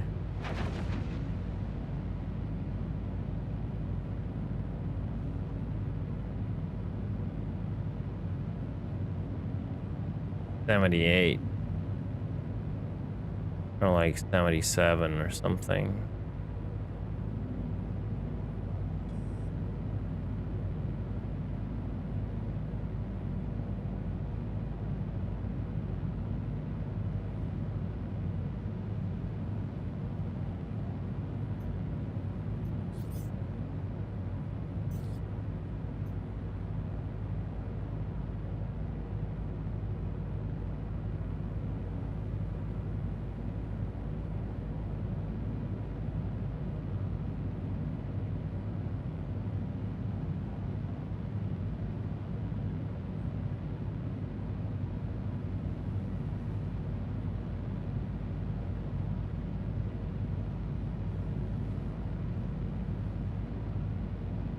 Somewhere here, maybe? Not this one specifically, but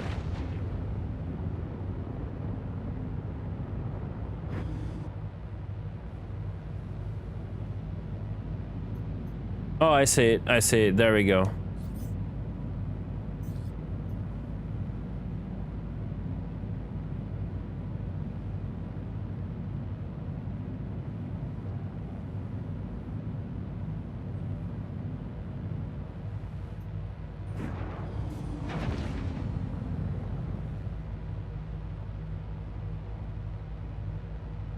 They should have parked a boat here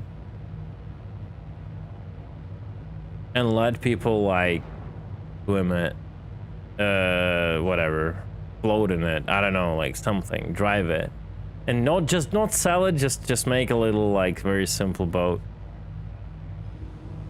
Well, it looks like the FPS here is wonderful, so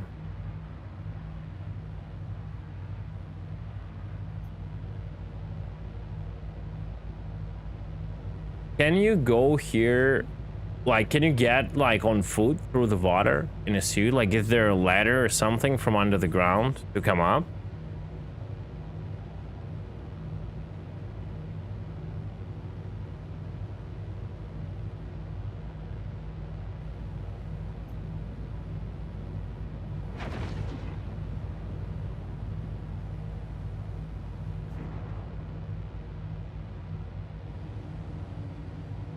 Bro, I thought they would fix it.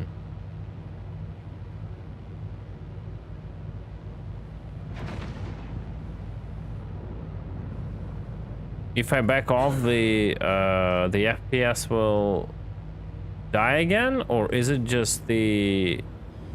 Yeah, it will. Okay, I understood. I thought maybe those were the shaders, but apparently it's not. Oh, couldn't have done it.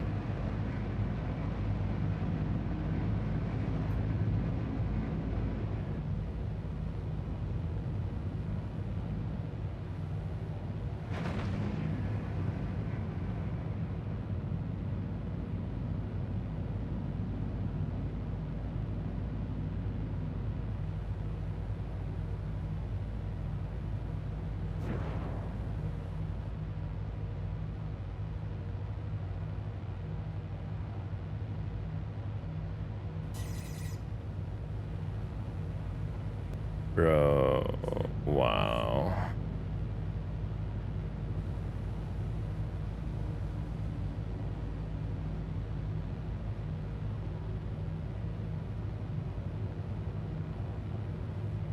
Yeah, well, that's a bounty hunter, I guess. And there's like literally nothing I can do. Yeah, I'm getting killed. Yep. Engines destroyed.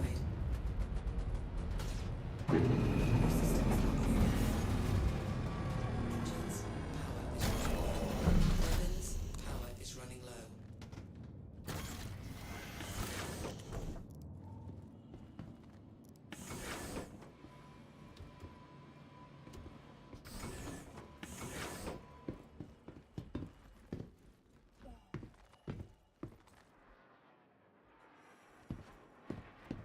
No. The time I want to have rail guns, I don't have them. He probably started stuttering too, I guess.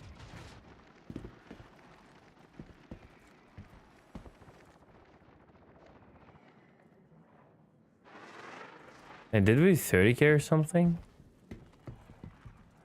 No.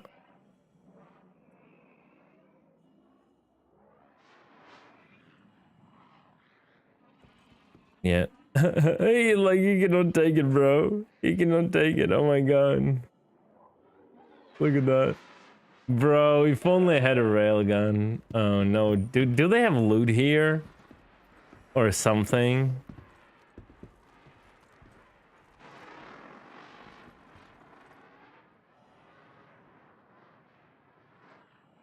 Yeah, get the fuck out of here. Yeah, I cannot do shit. Yeah, uh-huh.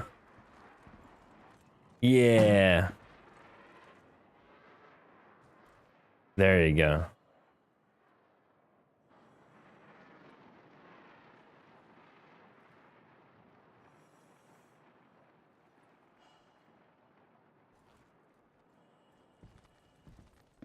Cannot even play with 1 frame per minute. Oh shit. Are they like aggressive or not? Look at that, the boys are here.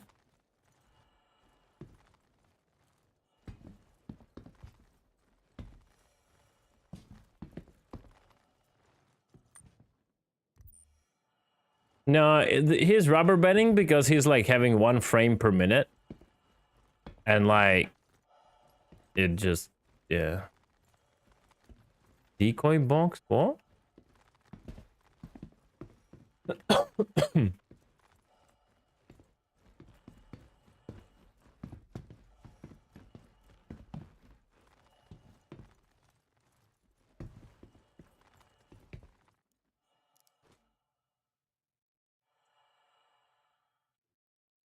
Ooh. I don't know what just happened, but... Oh, that's Sid. That's not loot. Okay. Never mind.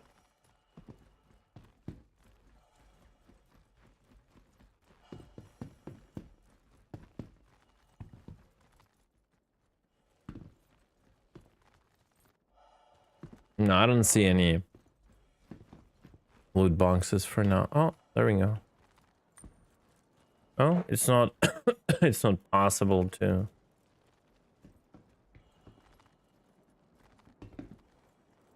Oh my god, pickles, look at that. Digga digga digga digga digga.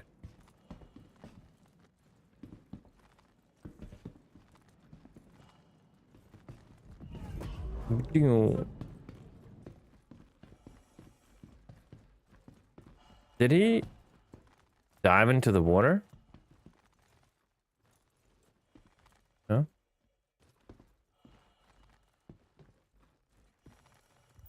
They have FS9s.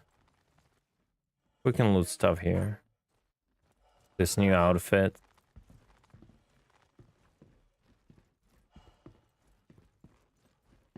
Bro. Machine gun nest. Where they're shooting? Like if pirates are incoming. Da da dun dun da da dun dun da da dun dun. Brrr.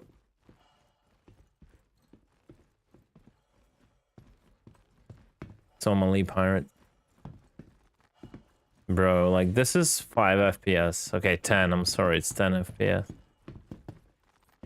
Nothing is lootable for now.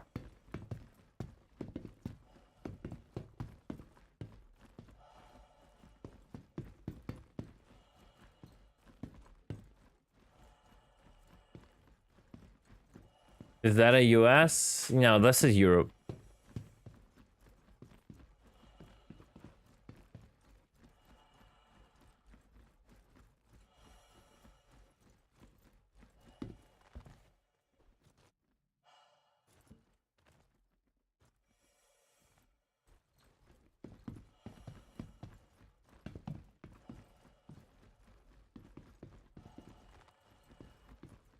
It would be enjoyable if it wouldn't be 10 FPS.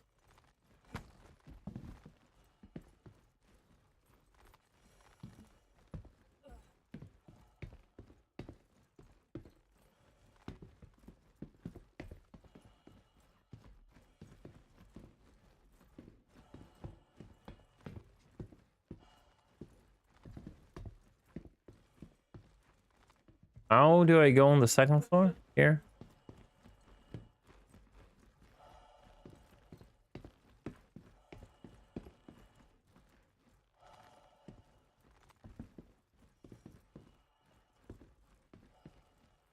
We got some food here. Space cannabis, whatever is that.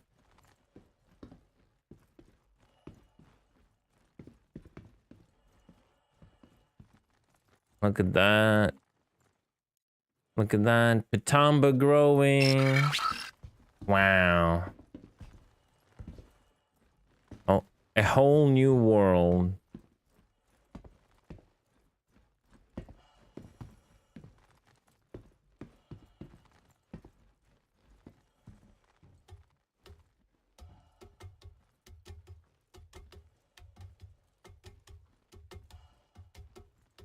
F 2087. Thank you so much for the follow. Is this the date the year when Star Citizen is gonna release?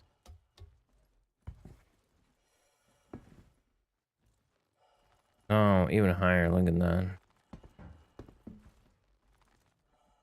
Fantastic. Wow.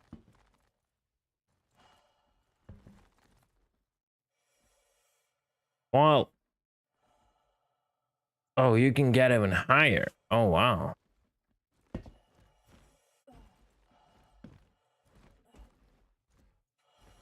Let's do it.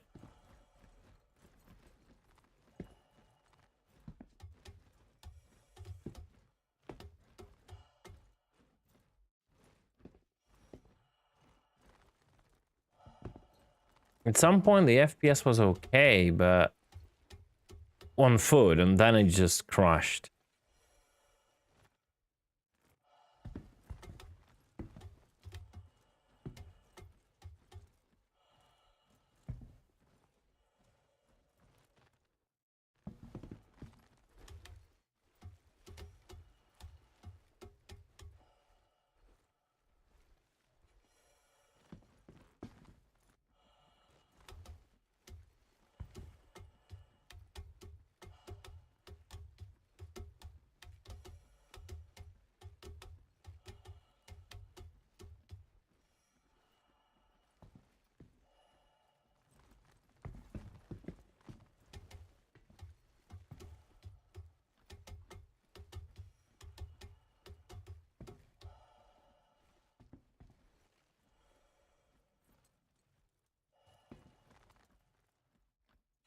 Latch mechanism.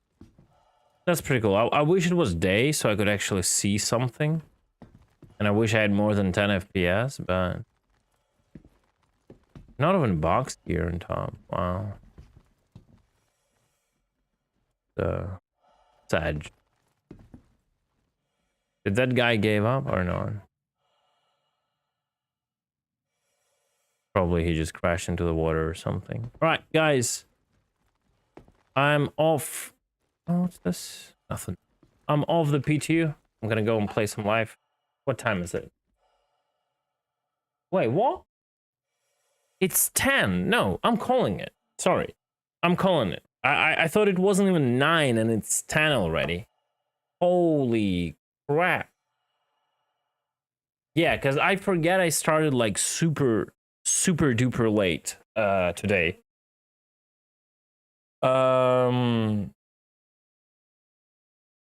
Okay. Yeah, that was fun.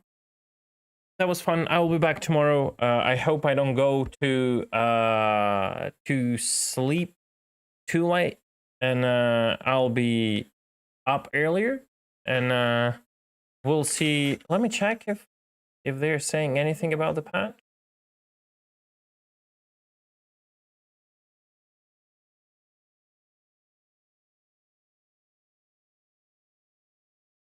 Yeah, like this finding this area took like so much time. And honestly, it's like just feels bad that you cannot even enjoy it with that FPS. They need to fix it.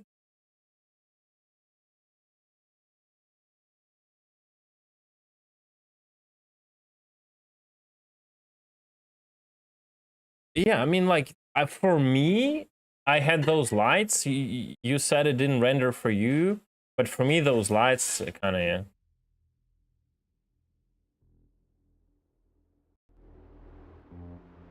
Okay.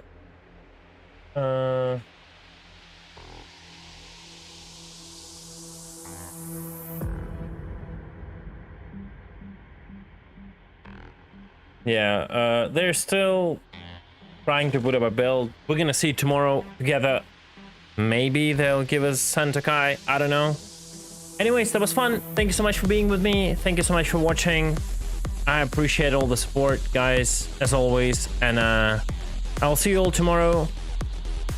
As early as I can start streaming. I don't know, but probably it's gonna be usual 2-3 p.m. You know, all that. Yeah. Peace out.